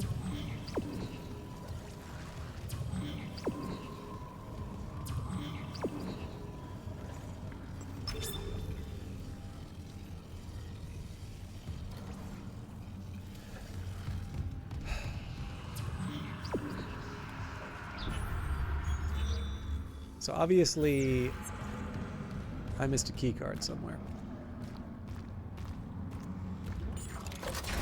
Probably toxic hazard detected with the big guy, but Alright, so I don't seem to have any way in there. Oh, there we go. Seems like a good time to do these upgrades. I don't need any of these. Do I still want to keep going on the plasma cutter? We'll wait till after we've taken care of our comrade. Toxic hazard cleared.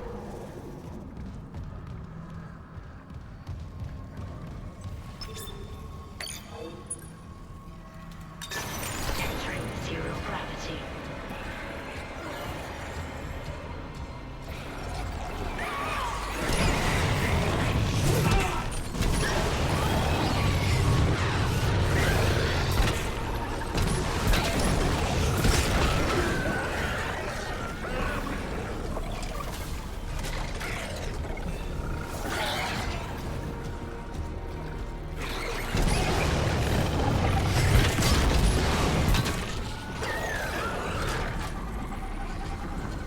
You better have some ammo.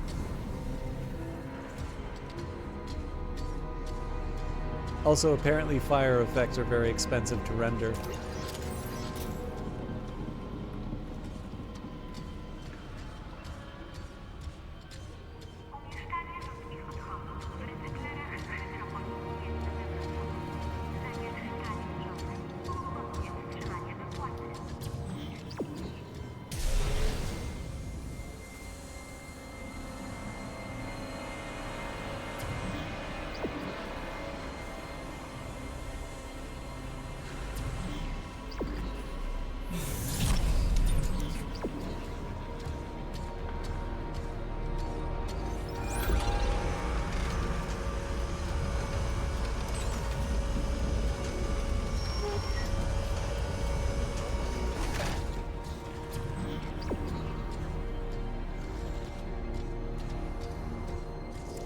There we go.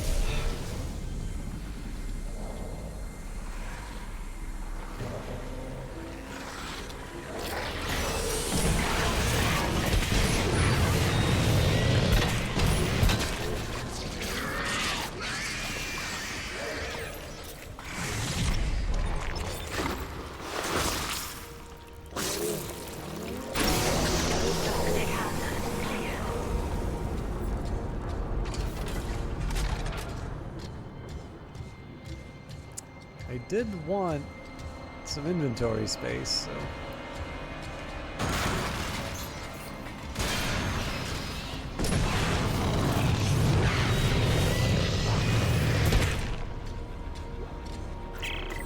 The Blaze Cross. Hydroponics. I need to record their names. Hidaka. Holly. Enough. Mark. So many. I don't know how much gas they took in. I just saw them change. Then crack when their lungs burst out like flowers.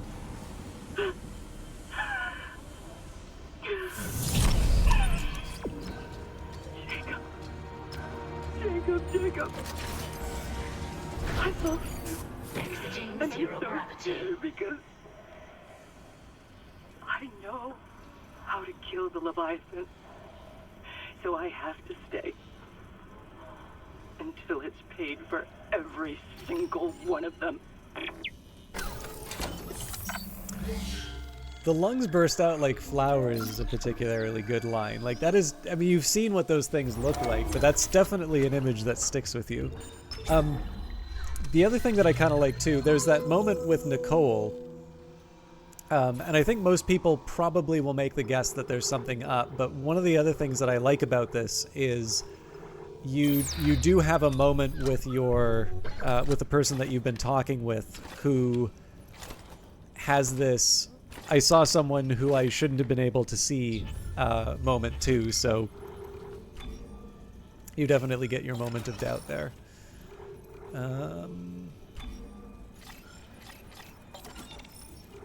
Sorry, Sorry, just choosing my priorities. We're still hurting a bit in terms of ammo, but I also have some backups.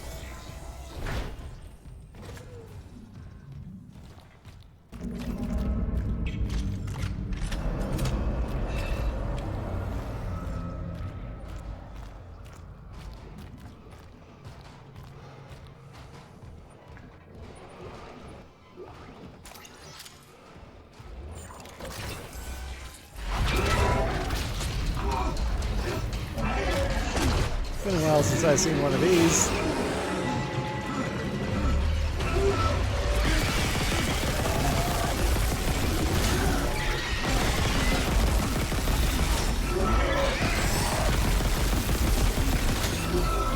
I did lose some time on the first round, so I might die. Oh, there we go. Close though.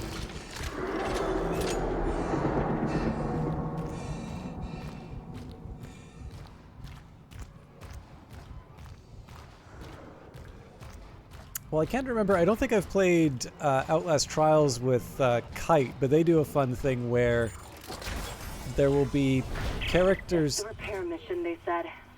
Not this. Not seeing my dead brother on the fucking cameras. All this death.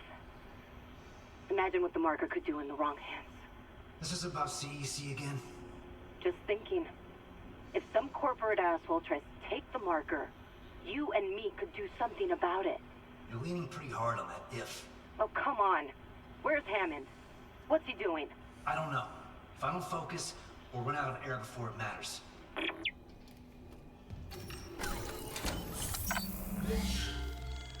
But yeah, we have companion, or basically someone who looks like your ally running around, and if you don't notice a slight misspelling in terms of their name, they'll come in and stab you, which I thought is a nice little touch.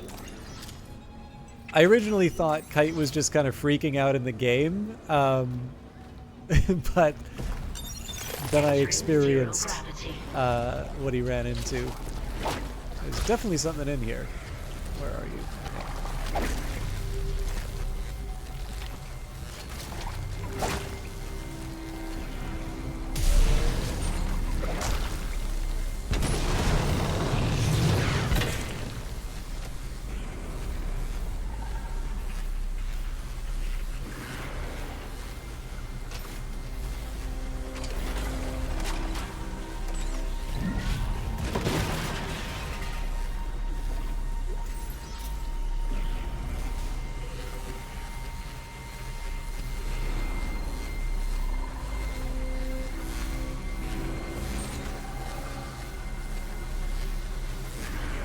By the way, notice how like the light kind of directs you through the level? I think that's a nice touch. Although...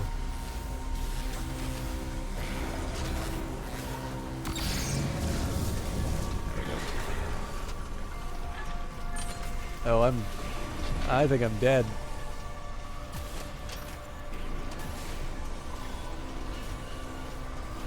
Maybe not.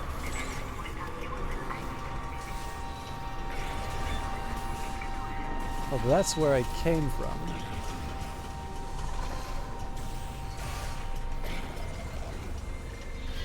Okay, I've clearly turned myself around here.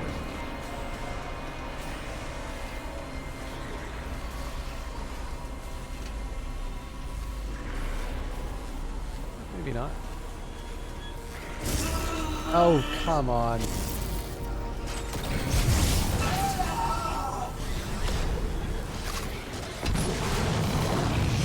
Just die to these before I can heal.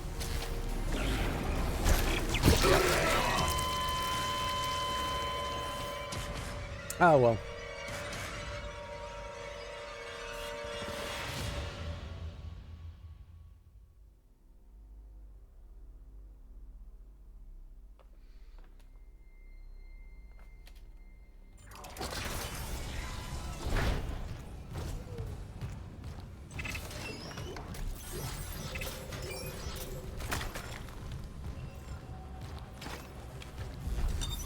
Entering zero gravity.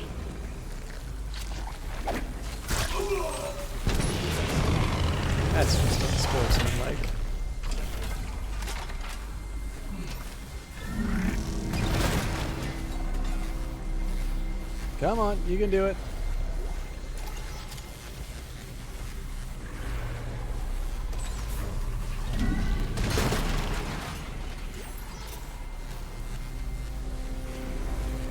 Okay, so apparently I didn't need to go below it. I just needed to go... Yeah, so what I didn't realize was that that was open to the right. I thought that had a gate, so...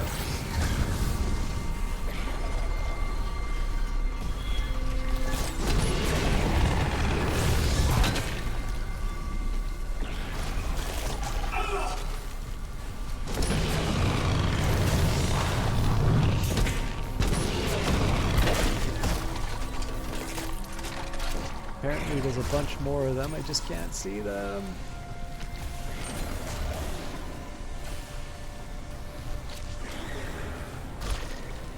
Although I definitely get the impression that this is a pretty conscious decision to be in the really disorienting...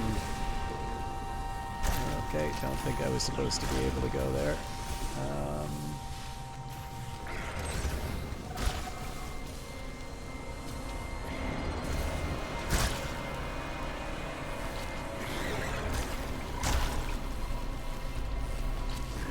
Oh, there it is. I don't think I have the range, though.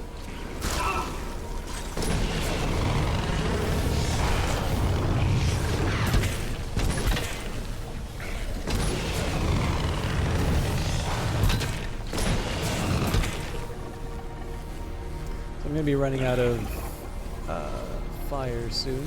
I should be able to use one of these. Oh, I don't have one of the bigger heals. Okay.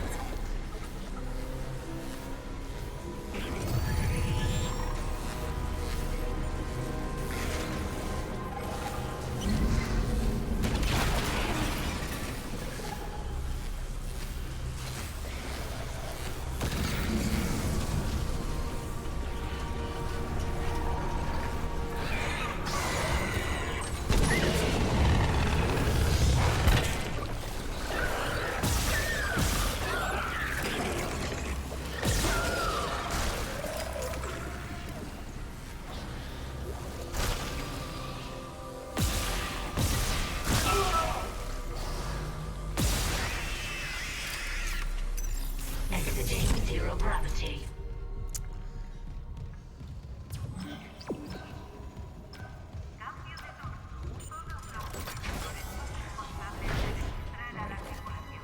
If I can, I'd really like to figure out where I stand as far as all my other stuff goes. Thermodynamic purifiers malfunctioning. Stand clear of filtration tubes.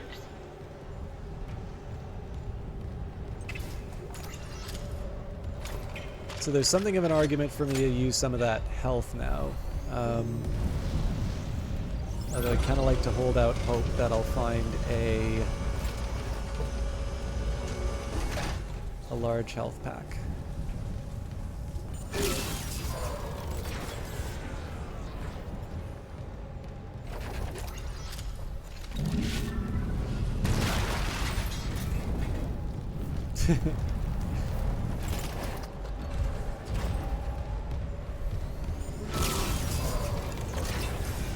Warning. Thermodynamic purifiers malfunctioning. Stand clear of filtration tubes.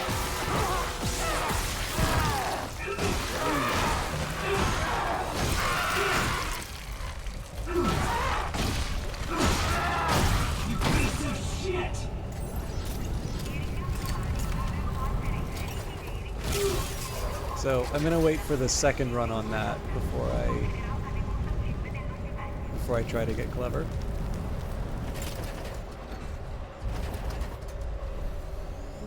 Oh, that's nice. It gives you a little warning when by those gates closing.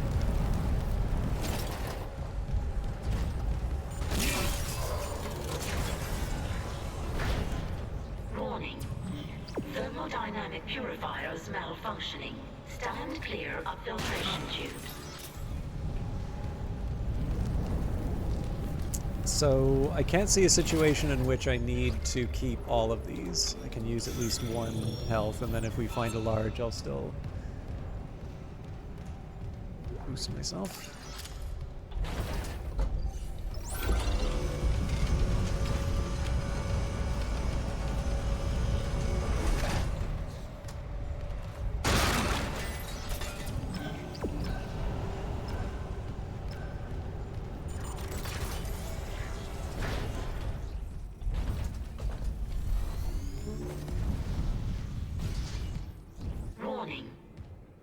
Thermodynamic purifiers I don't want to spend too much time going malfunctioning. places I shouldn't, Stand but clear I of figure it's always good filtration for finding little little bits and pieces.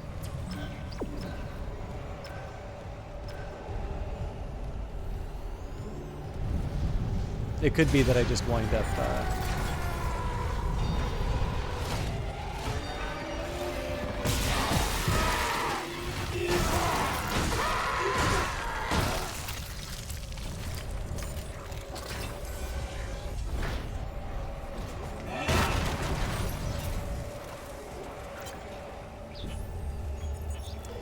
Technical manual. This manual is open to a chapter entitled Thermodynamic Purifiers, Maintenance Upkeep. The notes section has been expanded with pulled all regulations off from the purifiers and crank them as high as they can go. Fucking crazy, but all I could do. It should burn off at least if, some of the gas, I think. Fuck, I don't know. I have to try anything. Seeing Hideka puke out her own lungs. Deleted. I can't. That can't be me. God help us.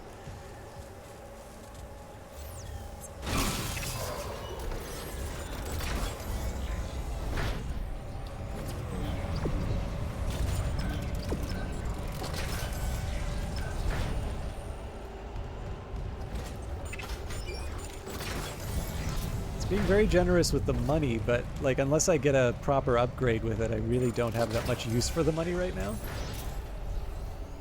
Toxic hazard detected. Warning. Thermodynamic purifiers malfunctioning. Stand clear of filtration tubes. Toxic hazard cleared.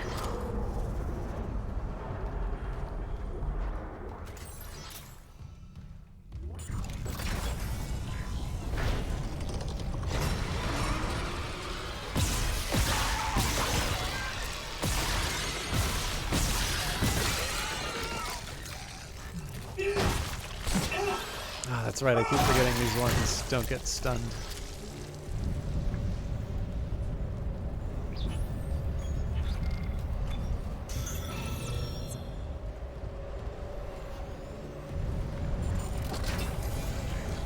Warning.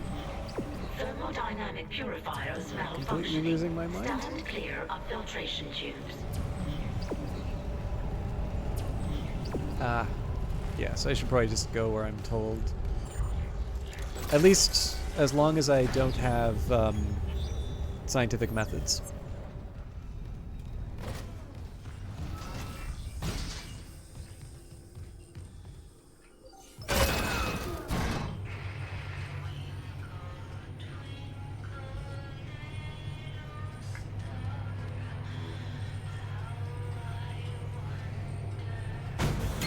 Alright, thanks for watching, Locus. I hope you have a good night. Isaac, please, I need you. Help me.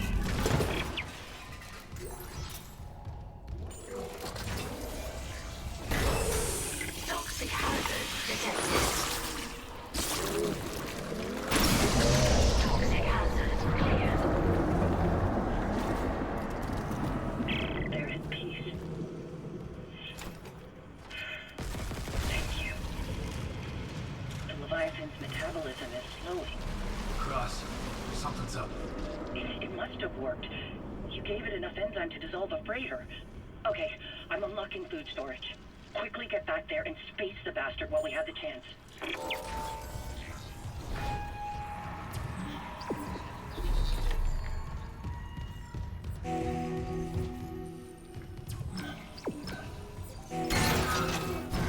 The other thing I kind of like about the way that they depict Nicole is that the closer you get to doubting who you're talking to, obviously she's, I guess for lack of a better term, she is more obviously manipulating you, right? So there are cases where you'll see Nicole and she's acting in sort of this very self-directed way. She's sort of, okay, you know, this is what I need to do, this is how I protect people.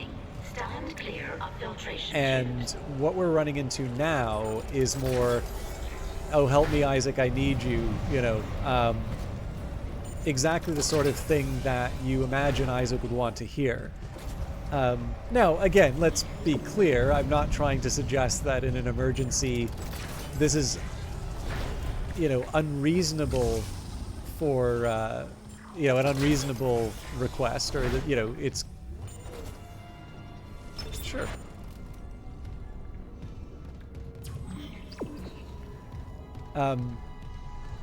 That's Entering zero gravity. evidence that you should immediately be suspicious of this person, but it's not it's not necessarily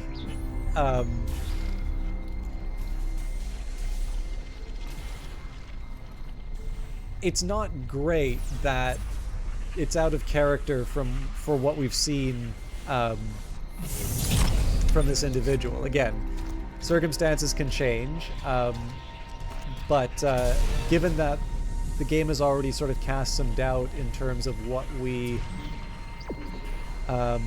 seeing, the fact that she's kind of saying exactly,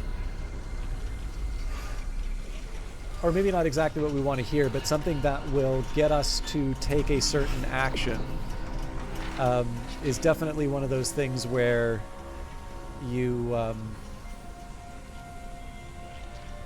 probably should be a bit more suspicious.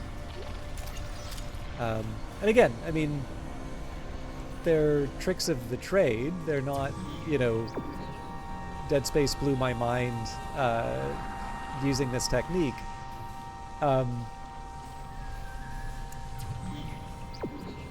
But it's definitely nice to play a game that takes the time to put in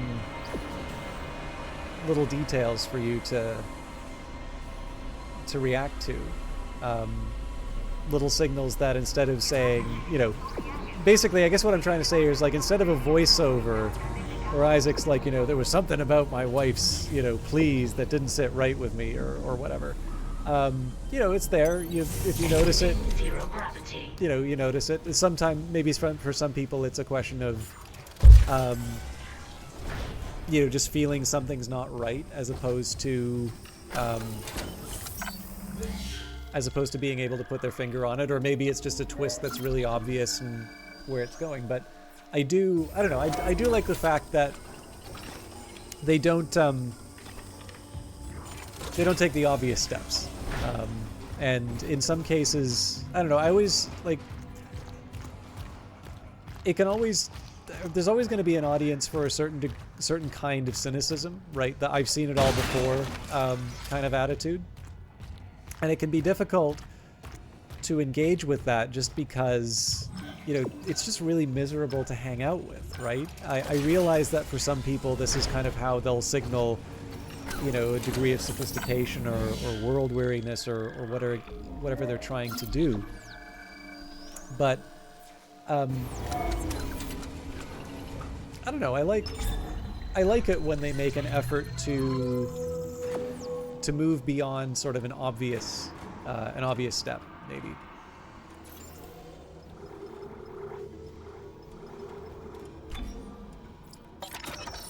I guess maybe the way I would want to put it is that they're kind of little signals of a game that it's taking the time to make sure that I have a good time, is maybe the way. Entering zero gravity.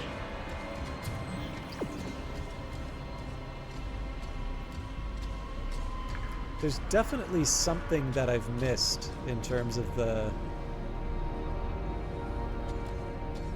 explodey bits.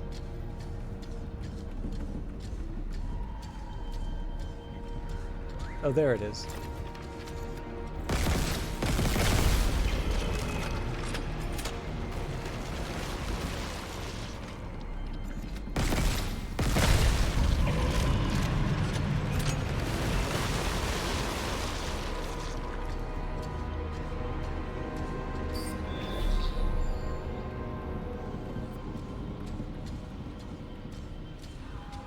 I do also like the little details of the spent clips or whatever they are, magazine. I don't know what that counts as when you have a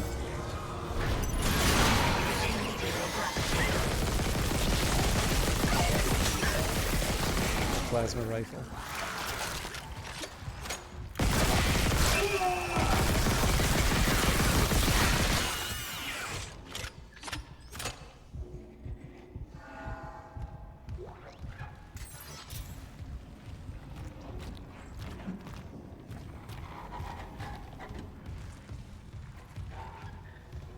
Should probably be making more use of the environmental items too, but...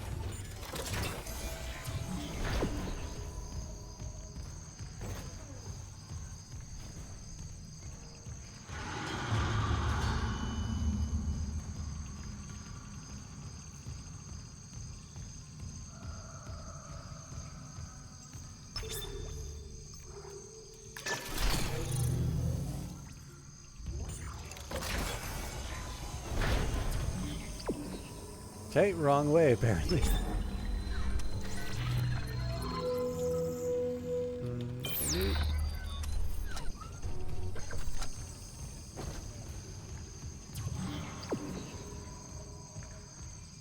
I feel like I over-rely on the guide, but it's... I guess it's better than checking the map every time.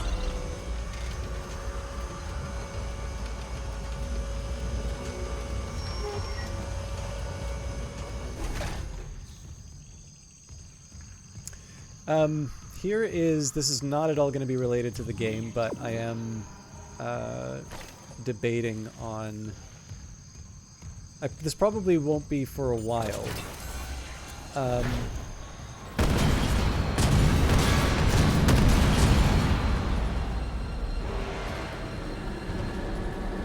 But I'm a little curious when it comes to cooling systems for a computer, whether or not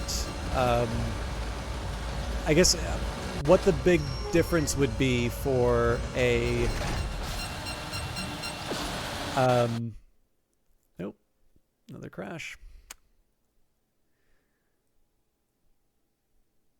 I'm curious about the difference between a air cooler and a liquid cooling system. So I have a pretty decent fan, although I do notice I do get thermal throttling with my processor. And I am wondering if the problem isn't necessarily the processor that I have, but rather the fact that it's running too hot for certain tasks, which may or may not be the case. And I guess the challenge that I have is if, I mean, I suppose there's always the chance that maybe I've installed the oh,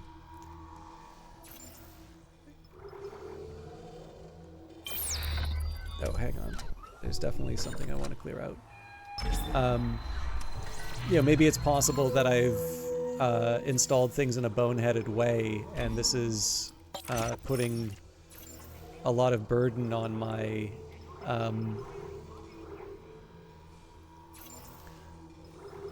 processor unnecessarily, but I'm...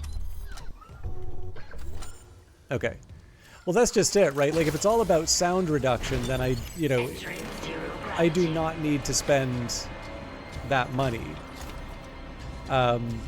If, on the other hand, the advantage is that it is more efficient in terms of cooling, that if I'll see a measurable benefit. Because, again, if my processor is being throttled for the majority of its use, and particularly if the heat that's being generated is causing the performance to degrade, I'm not even overclocking the thing, right? This is just a good fan.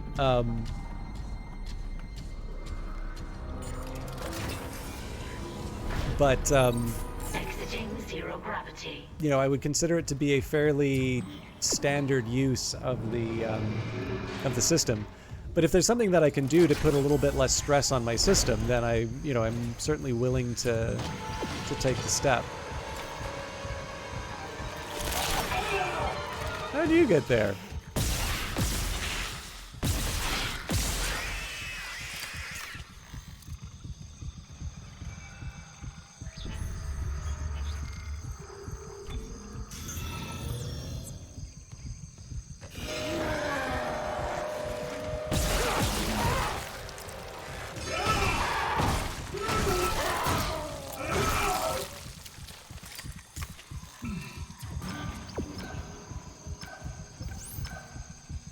there's potentially a couple of other factors that are interfering with it as well. I do kind of want to crack open the case again, but like the drawback is that it's a big heavy case. It's under my desk.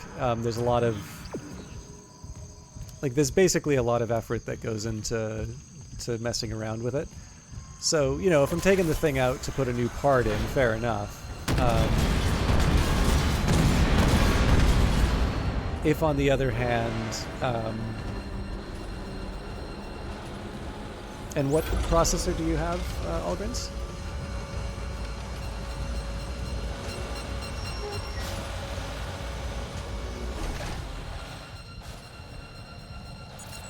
Level 3 security clearance required.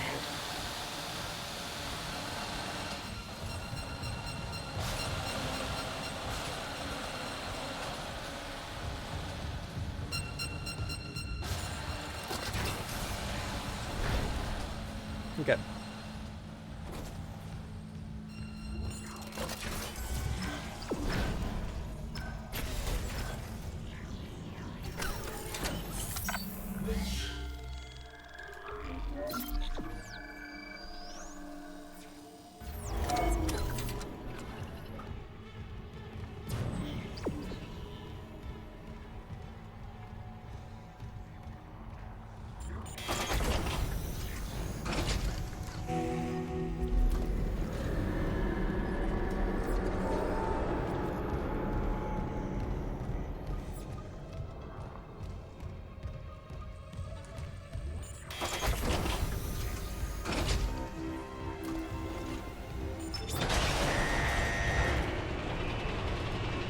Contamination detected in food storage. Cycling airlock. Damn it! The airlock's open, but the Leviathan's too strong. It's clinging to the interior of food storage. We need more enzyme. There's no time. I'm going in. Maybe I can cut it loose. The Leviathan has a 10-kiloton mass. Do you really need me to tell you this is a bad idea? Well, I'm all out of good ideas, so guess what's left? Entering zero gravity.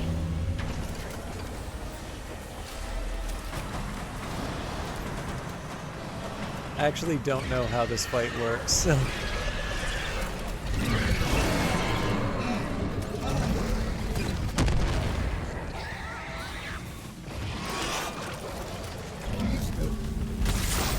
Okay, not quite what I wanted to do, but...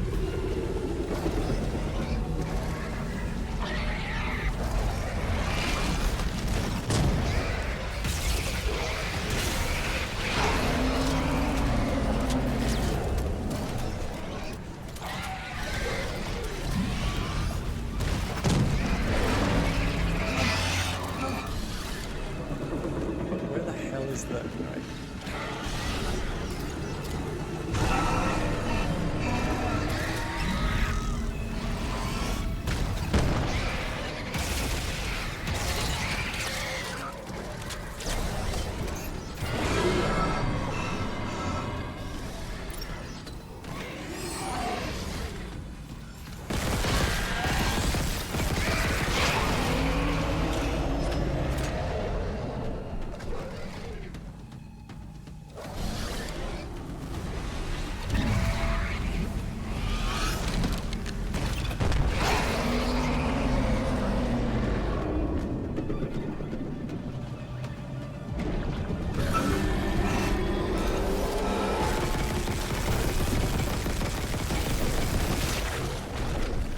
Oh, Jesus.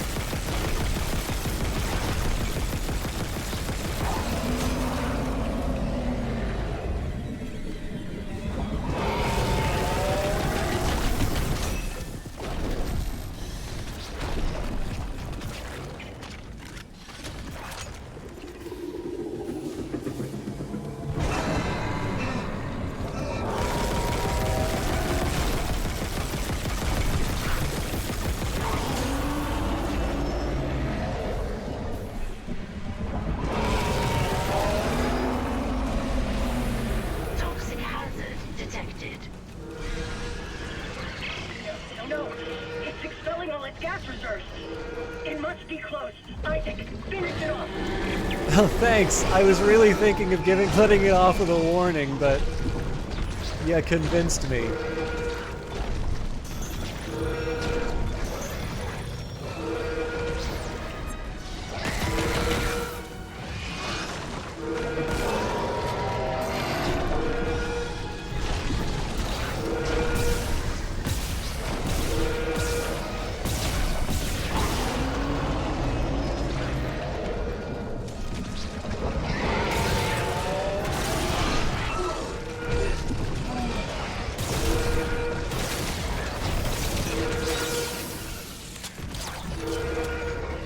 I've got a couple more seconds there.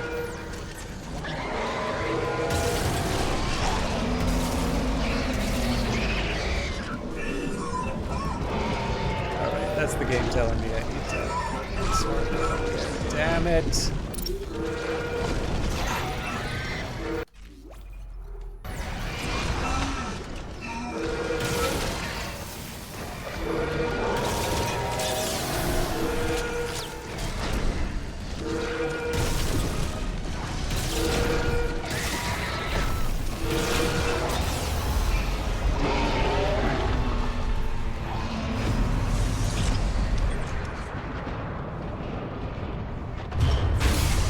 Toxic hazard cleared.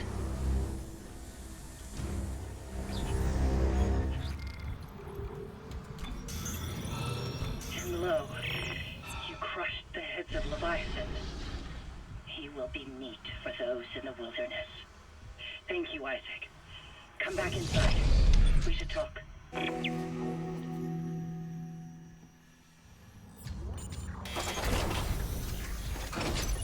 Exiting zero gravity. The air quality's improving. There's still pockets of gas trapped here and there. Here and there, I can handle. Listen, Jacob... My Jacob. Last I heard, he was on the mining deck with some other survivors. He said they were building an SOS beacon. Did they finish it? He said it was nearly done, but I haven't heard from him in a while. I can't leave yet. I need to make sure the air is safe to breathe. But if you can find that SOS beacon, call for rescue. I will. Mining deck. Okay, got it. And if I meet Jacob? Tell him I'll find him. He's all I want to see.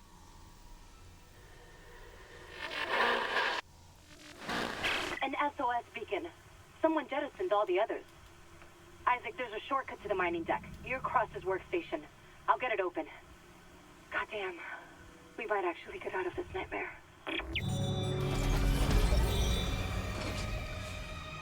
Okay.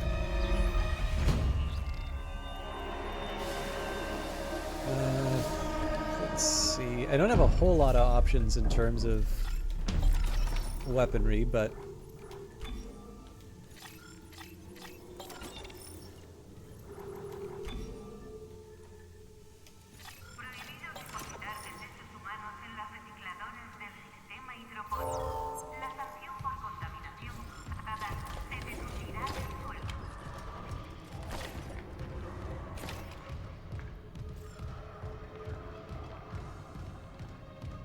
if I need, of course, I can always buy new ammo, but we'll see if we can manage with what we've got.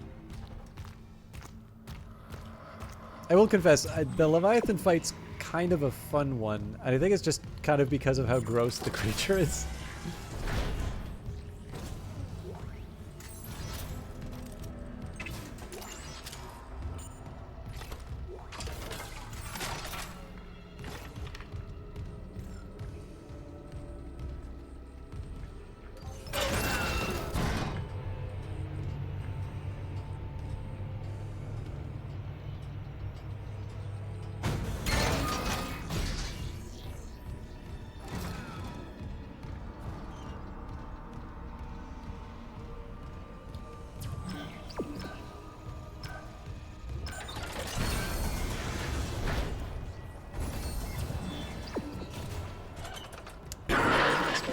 The mining deck systems are running haywire.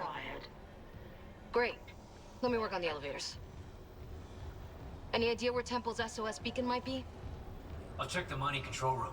The launch tubes there could send out a beacon easy. Anyone there? Hammond? Where are you? In the vents, hoping they don't hear me. Yeah, those things are everywhere. No, the unitologists. They're all here on the crew deck. They've lost it. One of them stabbed her friend in the head. He just stood there. He fucking smiled. They're going somewhere. Hammond! Shit. Lost the signal again. We gotta find that beacon, Isaac. Fast.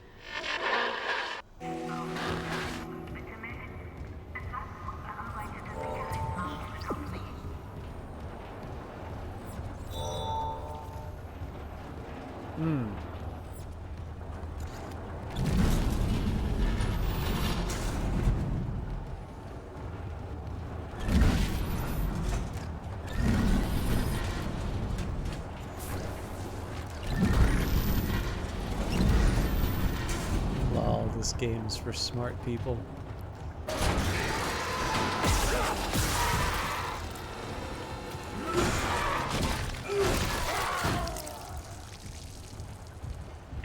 Whoa, there's something near you.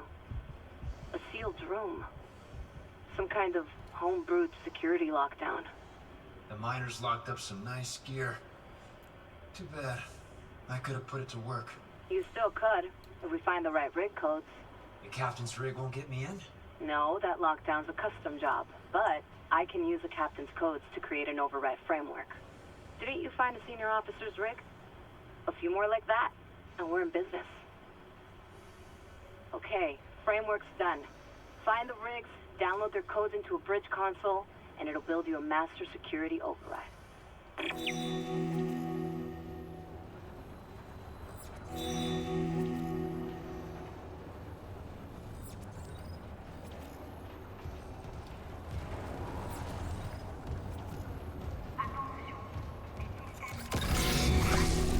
Oops.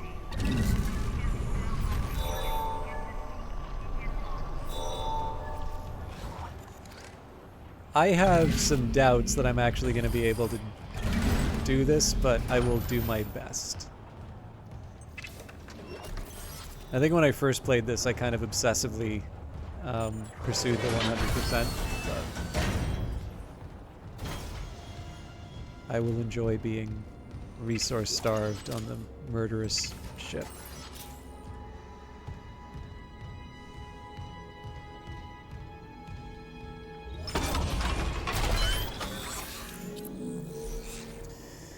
Alright, I don't think there's anything new on the suit, so I could keep going on the plasma cutter, although I'm short on... You know, more damage for the pulse rifle has a certain appeal.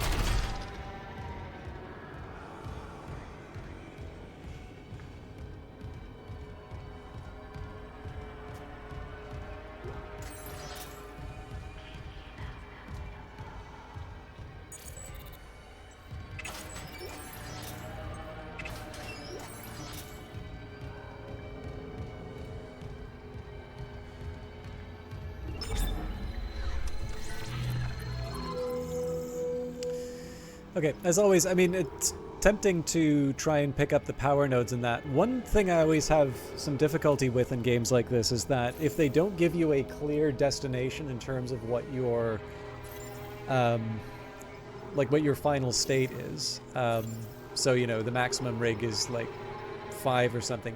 And I'll be like, to be fair to this game, like, it's clear you do, like, the rig looks obviously upgraded, but in the absence, like, basically the fact that there is no certainty in terms of when the next rig upgrade comes in, that does give me a certain hesitance to spend my money. And I mean, that could be by design, right? That I'm feeling a certain tension between getting short-term benefit in the form of some healing or something like that. This is weird. 2 of the mining subducts are locked down, even though all systems are running. I'm gonna figure this out. But it does also mean that I tend to hoard money until I have a clear sort of destination. Obviously, I can look this sort of stuff up, but it's, I think the value in terms of seeing how I react without that kind of knowledge is that tells me a little bit that tells me a bit about me as a player.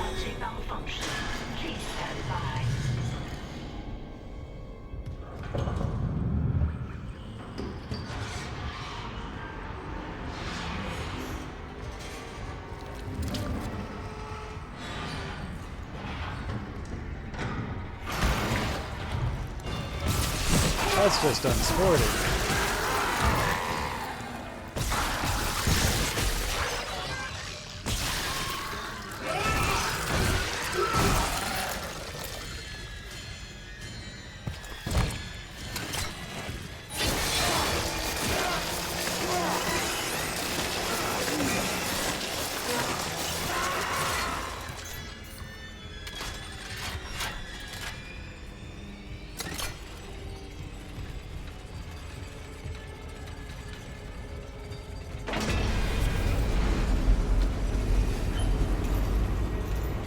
This was a good example of how the kind of timing and pacing, right? So the elevator stops. You see a couple of open areas. You know exactly what's about to happen, but they give you this nice. So even something like this, right? They give you this nice long wait with the sounds, and they never quite telegraph when the stuff's gonna come.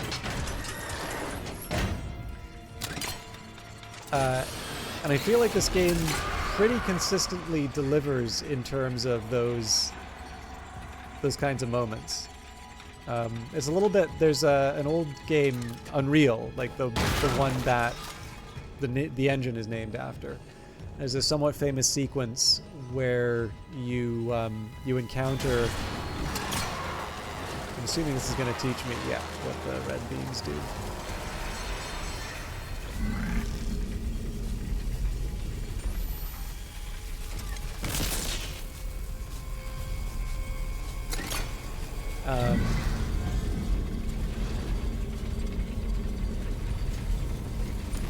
But basically, in that sequence, you kind of go through a hallway, and all of a sudden the lights start kind of going out one by one.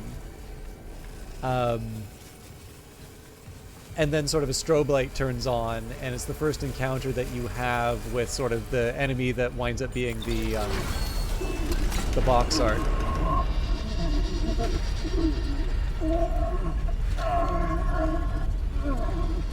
Can I have your rig?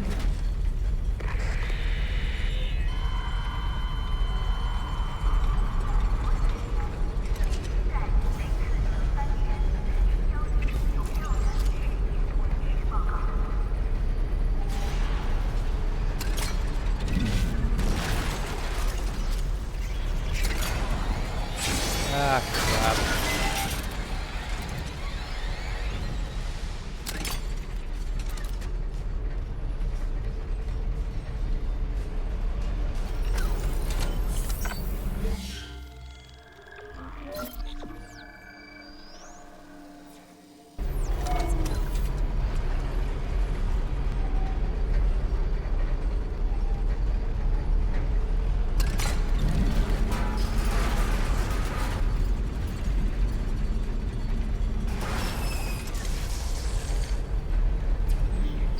I'll confess I wasn't even really paying attention to where I should go, but let's see if I have better. Okay, nothing in the way of upgrades, nothing I want to store away. Although it would be kind of nice if I could just reload things without equipping them.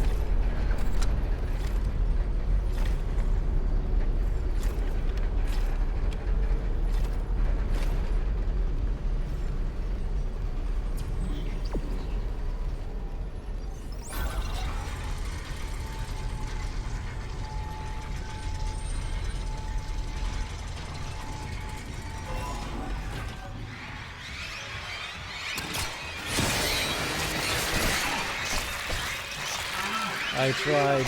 The wee turtles were too strong.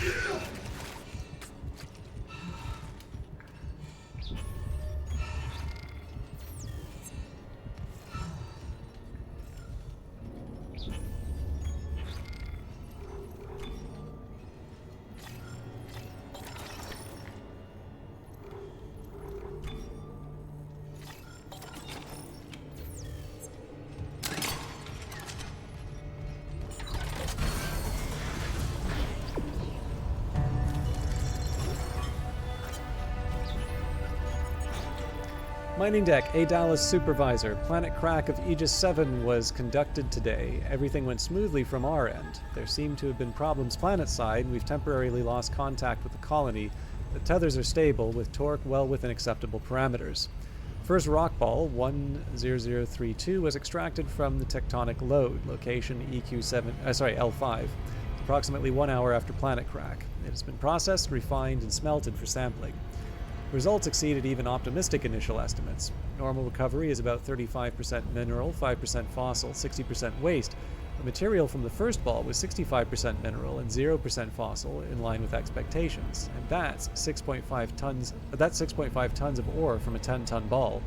Full production is now in progress, focusing on EQL5. Assuming it's not an anomaly, we've hit a motherlode.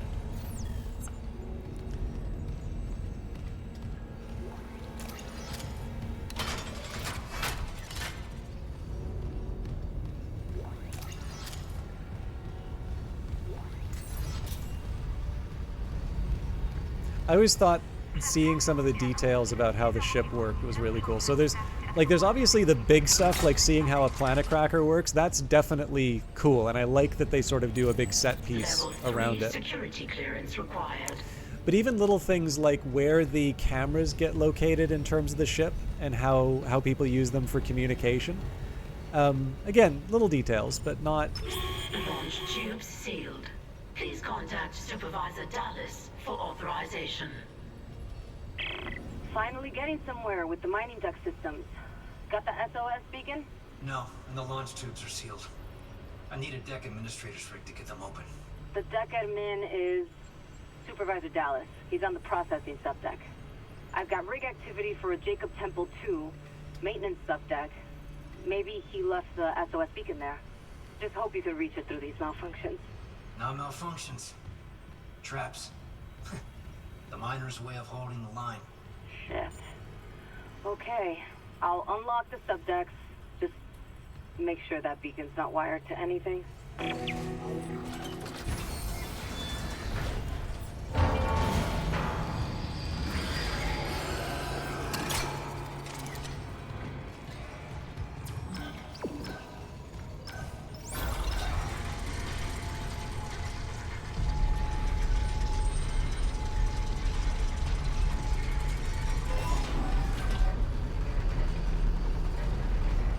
I didn't even realize I was this close to the... But yeah, I mean, this just looks cool, right? That's reason enough for this to be in the game.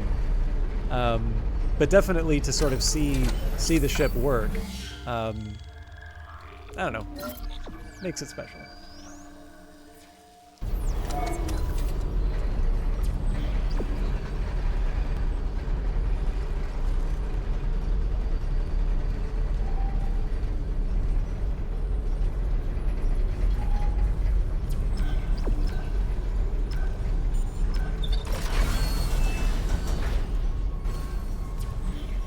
I'm not going through that.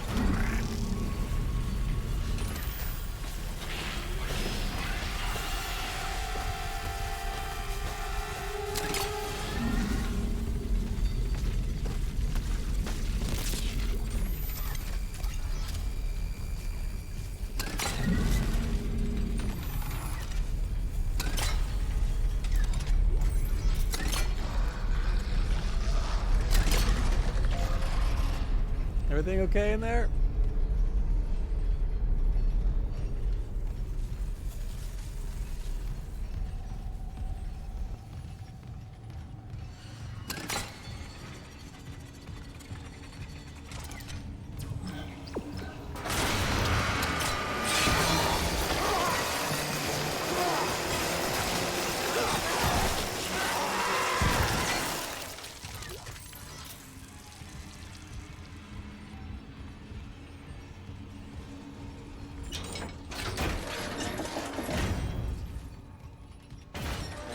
Isaac then woke up and it was all a dream.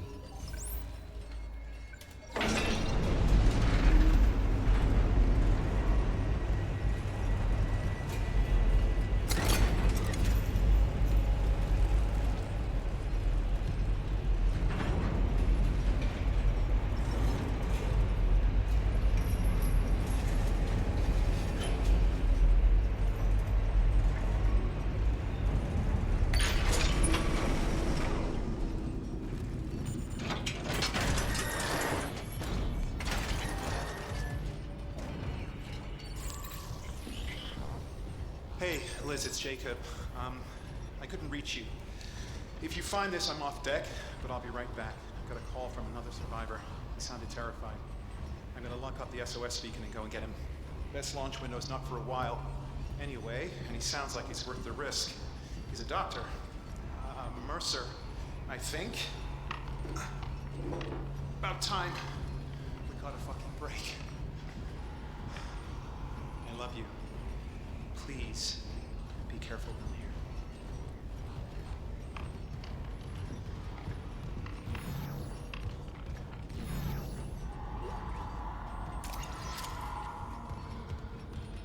Maybe we'll find out who that Dr. Mercer person is.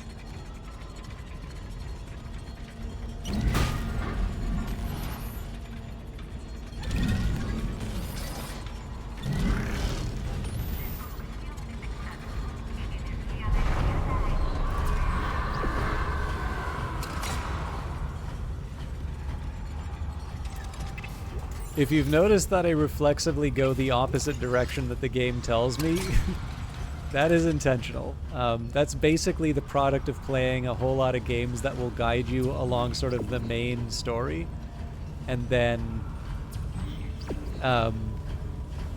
like essentially put you in positions where you lock yourself out of certain, you know, side quests or items to pick up.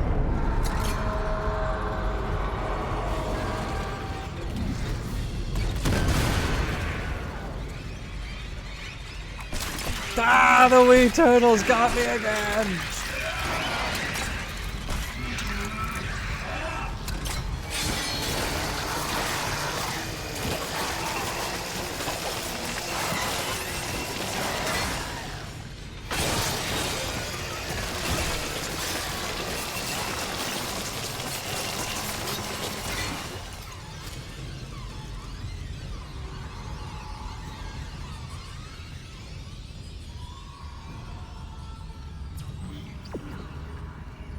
But yeah, so I've been burned enough by games that well,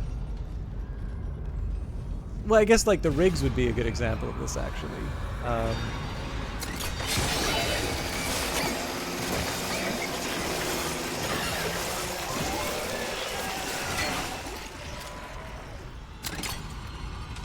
We got 2 of those left. Yeah, I mean essentially, and this is a drawback, right? For a lot of games. You know, you can have a couple of games where maybe, oh dear, I should have paid closer attention. I might be able to heal. Nope. Oh, I think I'm dead. Come on, damn it. I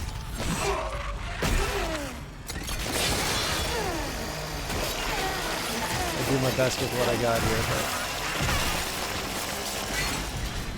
but... Alright, that is very welcome. Not another one. Oh, that's just unfair.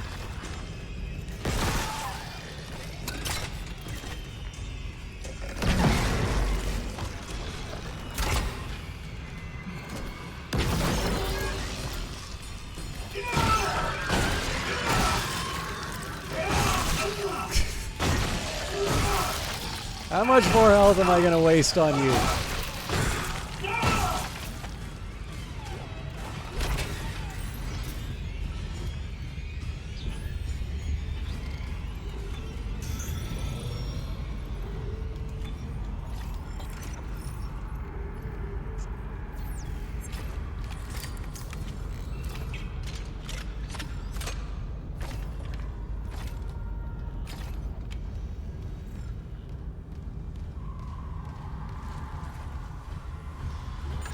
Security request retrieved.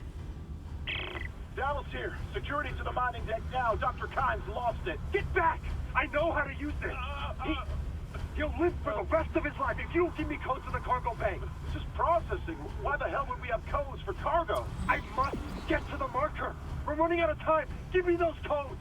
Christ, is this what you did to the captain? No, Ben was an accident. Don't you dare compare me to someone like Mercer. I'm trying to save you. The marker's our only hope. No, let him go. He's armed. Where the fuck is security? Yeah, so you can have games that actually go out of their way to be upfront in terms of how things work. This is actually, I didn't do a lot, like I never did this as a person running it, but this is actually a big problem that experimental economics will run into. So it's not as big as in something like, say, psychology, but there's definitely a branch of economics that tests certain like propositions, certain theories, using experimental. Like I'm not talking about like quasi experiments in terms of like you know, there being like some kind of a lottery for something or something like that. But I mean quite specifically setting up an experiment where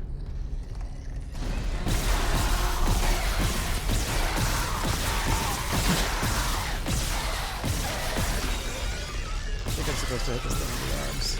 Oh yeah, no, I get it now. It only cost me all my ammo to learn it.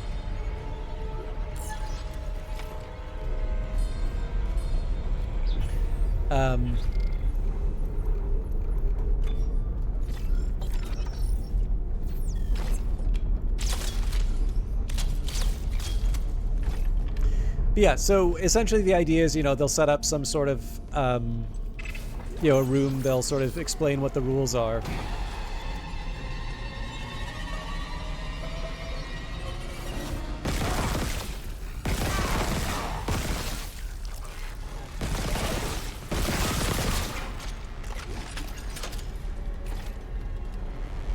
They'll explain what the rules are, and you, you know, you will act accordingly. Usually what happens is there's like some sort of reward. So if you do well in the experiment, you get, or not well, but like basically if you, you know, you get X number of points, and those points translate into a dollar payment. And the thing that's kind of interesting about econ in these contexts is that economics absolutely wants you to be clear on the rules of the game, or like the experiment. Basically, the administrator's rig should be in the processing control room, but someone tripped the failsafe. The control room door can't open till gravity's restored, but the system won't reset the gravity while there's loose debris. At least the processing beam's still running. Stand by. that didn't work.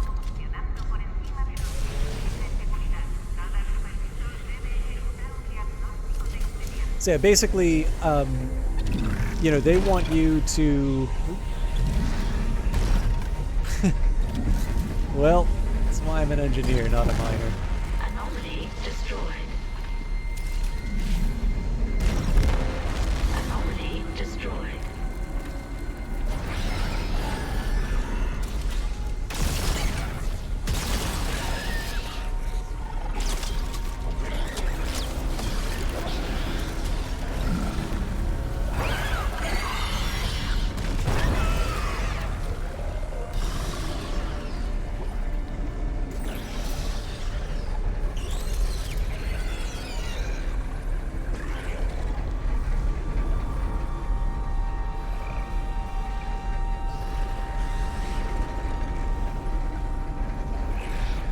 I'm gonna try throwing one of those anomalies at him.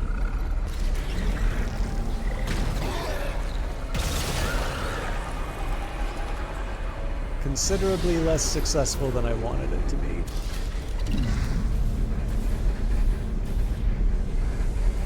I definitely heard another one on the other side. Eh. Anomaly destroyed.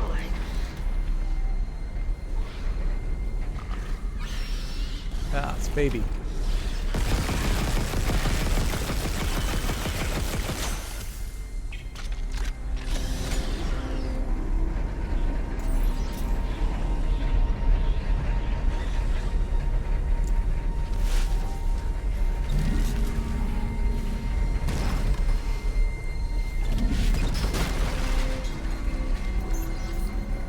Sorry, I'm taking forever to explain these experiments. But yeah, so like... Floating anomalies destroyed. Gravity can now be restored.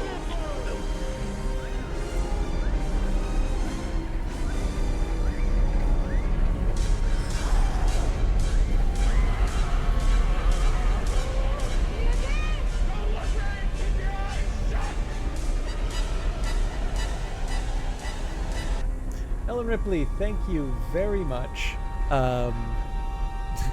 Very much for resubscribing. I get the impression things have been rather busy for you. I expect you're probably trying to turn your... Processing control room is now accessible.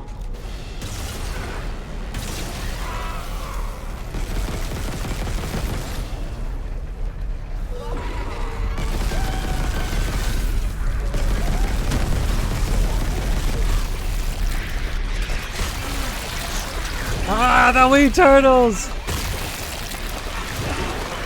Oh, crap. We're dead. Oh, especially because I was hitting the left mouse button, not the E button. Anyways, that's almost been a year, my god. Thank you very much for that, and I suspect you're busy trying to turn your recent activities with a certain medical insurer into cold hard cash, I'm sure. Yeah, no worries. I mean, you know, so number one, should be in the processing control room, but brevity is not my strong suit. The control room door can't open till gravity is restored, but the system won't reset the gravity while there's loose debris. At least the processing beam's still running. Stand by. Destroyed. So yeah, brevity is not my strong suit, first of all. And then second of all, like, I get that people have lives. Every time I say I don't take attendance, like, that is not just me being nice. Like, you know, there's very few things on Discord that I write that are, you know, absolute must respond sort of things. But I hope you're surviving.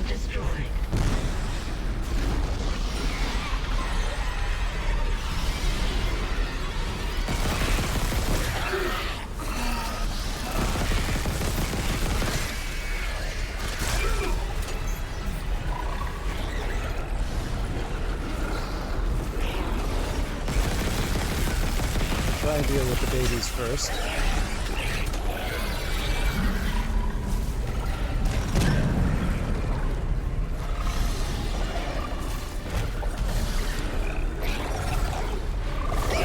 Got a couple more of them explosives hanging around here.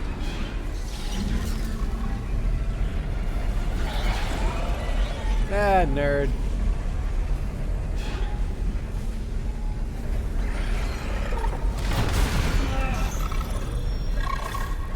Honestly, that's on me.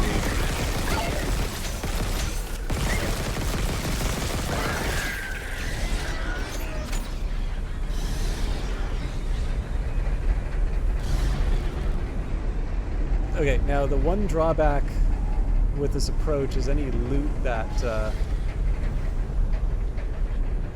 might have generated. There we go. Fair.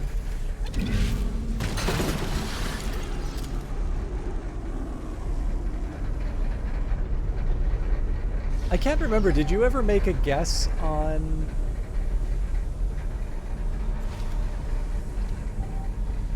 Actually, that might be your job, I won't ask. Yeah,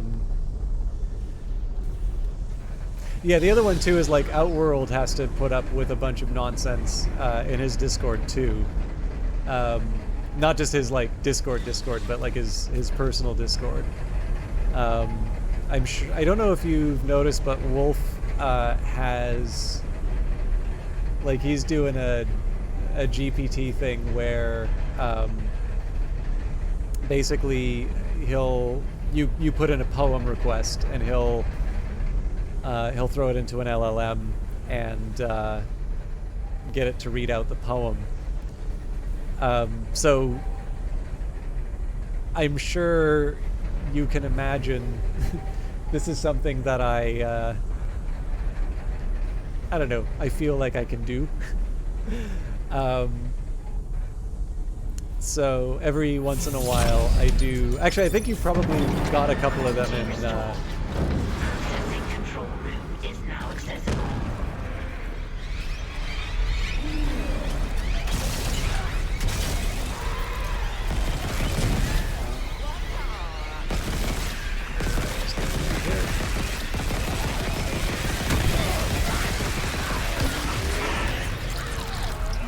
Oh, damn it. I'm dead. So I keep forgetting to hit the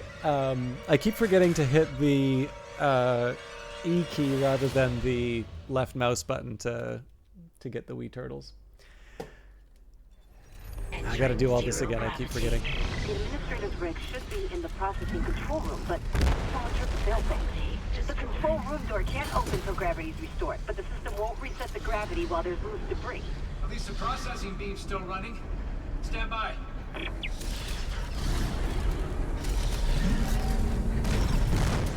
Anomaly destroyed.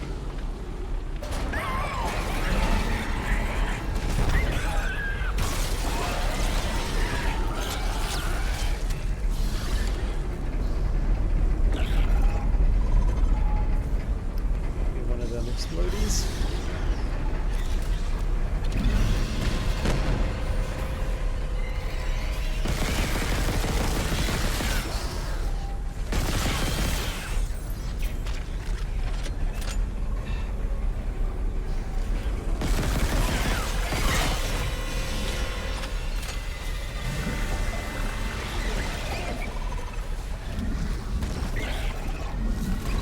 Just keep hitting it with a rock.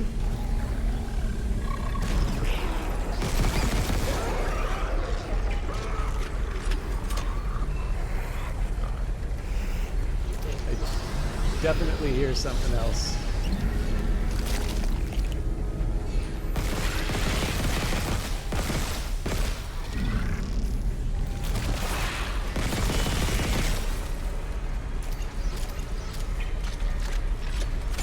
Okay, let's try not to screw it up this time. Oh, speaking of screwing up. Anyways, yeah, so Outworld, instead of enjoying the poems on their own, has to deal with me being overly clever, or sorry, being overly enthusiastic with my cleverness at those given poems. So, or prompts rather, not even the poems. So, yeah. I don't, that's a long way of saying I don't have expectations for people to respond on Discord. I think that's as good as I'm gonna get in terms of a loadout.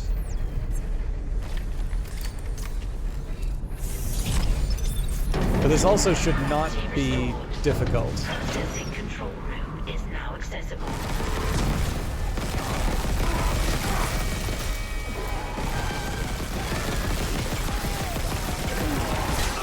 That does create a problem, but... Alright, the wee turtles are getting me again.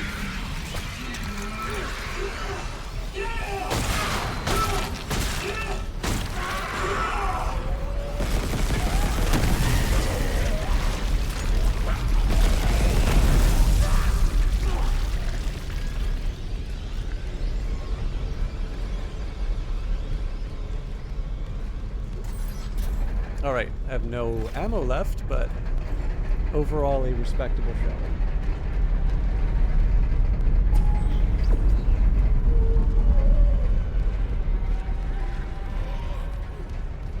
Well, most might. Let's not get too carried away here. I got told off by someone. over the that game is for old people crack. And the one thing I really love about that being the one that apparently triggered someone is, like, it's the internet, right? If you want someone to think you're 17, say you're 17. You know, if you want to sound like you're really insecure about your age, get mad about someone saying a game is for old people. But I don't know.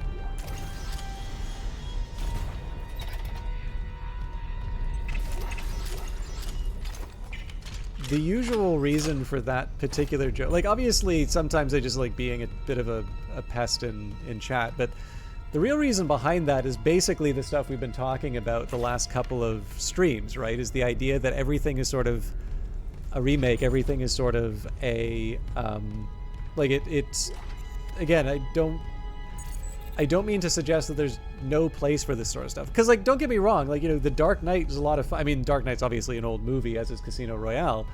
But, like, these are usually very enjoyable things. It's more just the frequency and the fact that there isn't necessarily the counterbalance. But basically this idea that there's this haunting fear that people are not having good or original ideas, that things are getting a little repetitive. And I don't know, like, it feels like a decent enough little way to, you know, it gets attention, and then you know, hopefully just sort of shake people out of a particular train of thought, and they, you know, they go down another path, or, you know, they just get mad because it's the internet and people get mad. But anyways, I did have a slightly more coherent idea in my head. Dallas, final log. I've made sure they can't leave this subdeck, but neither can I. I've seen what they do to the bodies, what they become, and I cannot let that happen to me. At least if I don't have any limbs, and I can't kill anyone when I'm infected. Please, tell Dawn and the kids that I love them.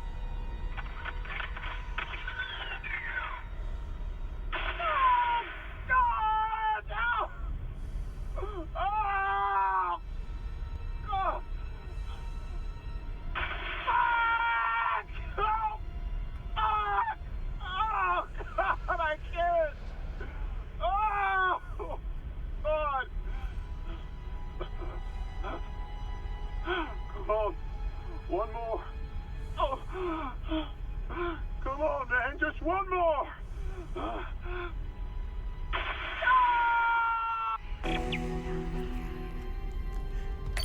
That's kind of what it sounds like when I do Apple Fitness Plus. But it's a brave sacrifice. Dallas, I'm so sorry this is happening to you. I can't let you take out any other crew members. We need to finish the job. I'll tell your wife and children you love them. I'll send them a photo. You piece of shit!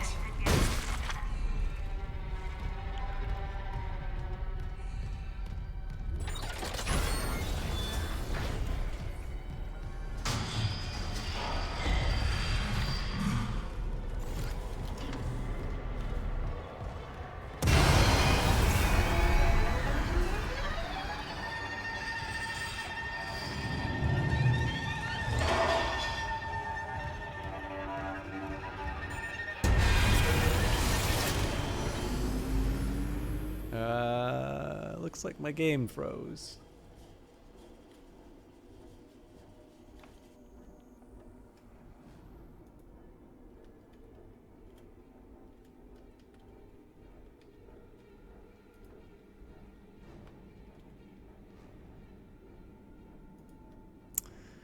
Don't think there's much I can do about that. I'm just gonna crash out.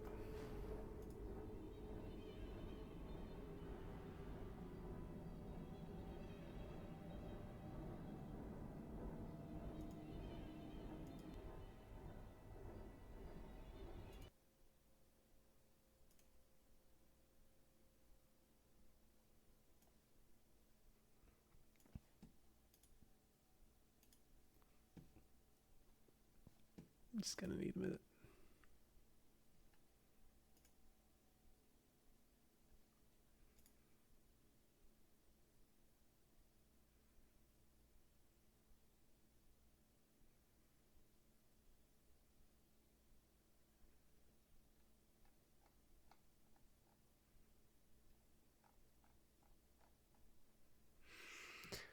Okay, let's see if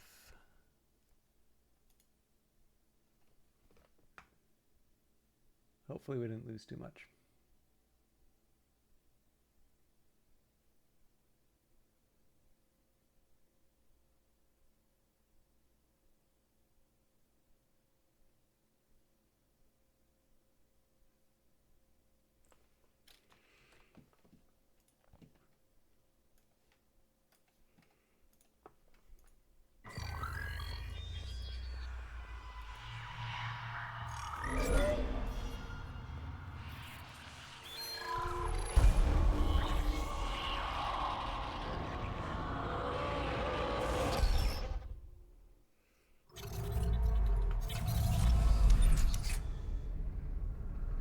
Dallas is back. Supervisor Dallas, final log. I've made sure they can't leave this subject. But neither can I. You've seen what they do to the bodies, what they become. And I cannot let that happen to me. At least if I don't have religion, and I can't kill anyone when I'm in town. Please, tell Dawn, the kids, that I love them.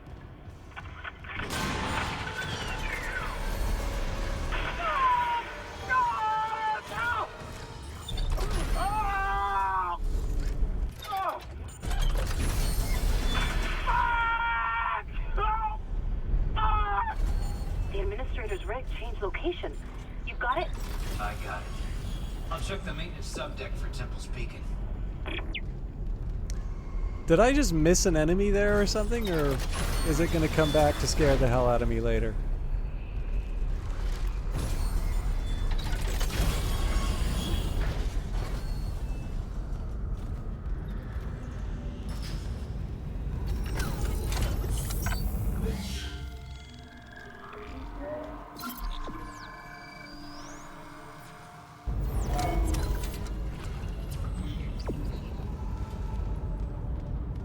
Should probably also keep an eye out for level 3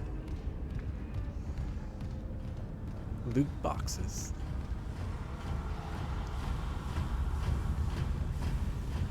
That's not them.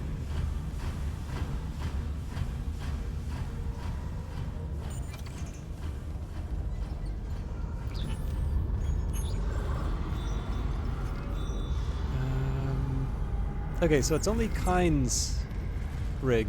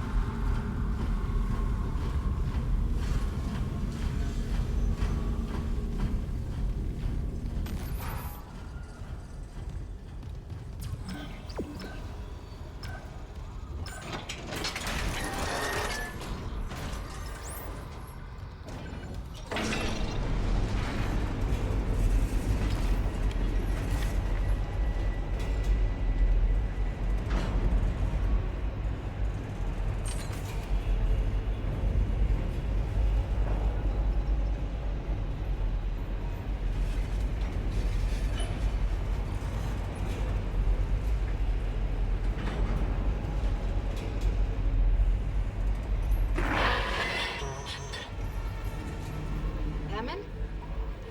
He must be in the vents on the crew deck. They're bringing something in.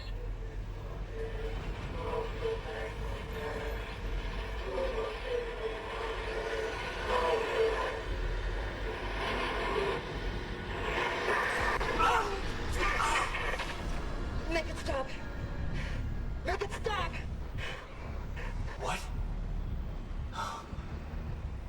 the marker. Did you? No. I didn't see anything. I lost Hammond's signal again. Just get the SOS beacon. I want off this fucking ship.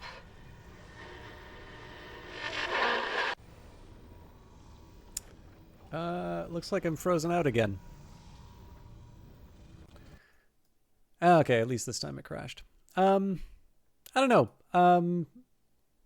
I don't have that much more time left. I'm about 3 minutes past the time that I normally would have finished up. So do folks mind if we just kind of leave it there? Because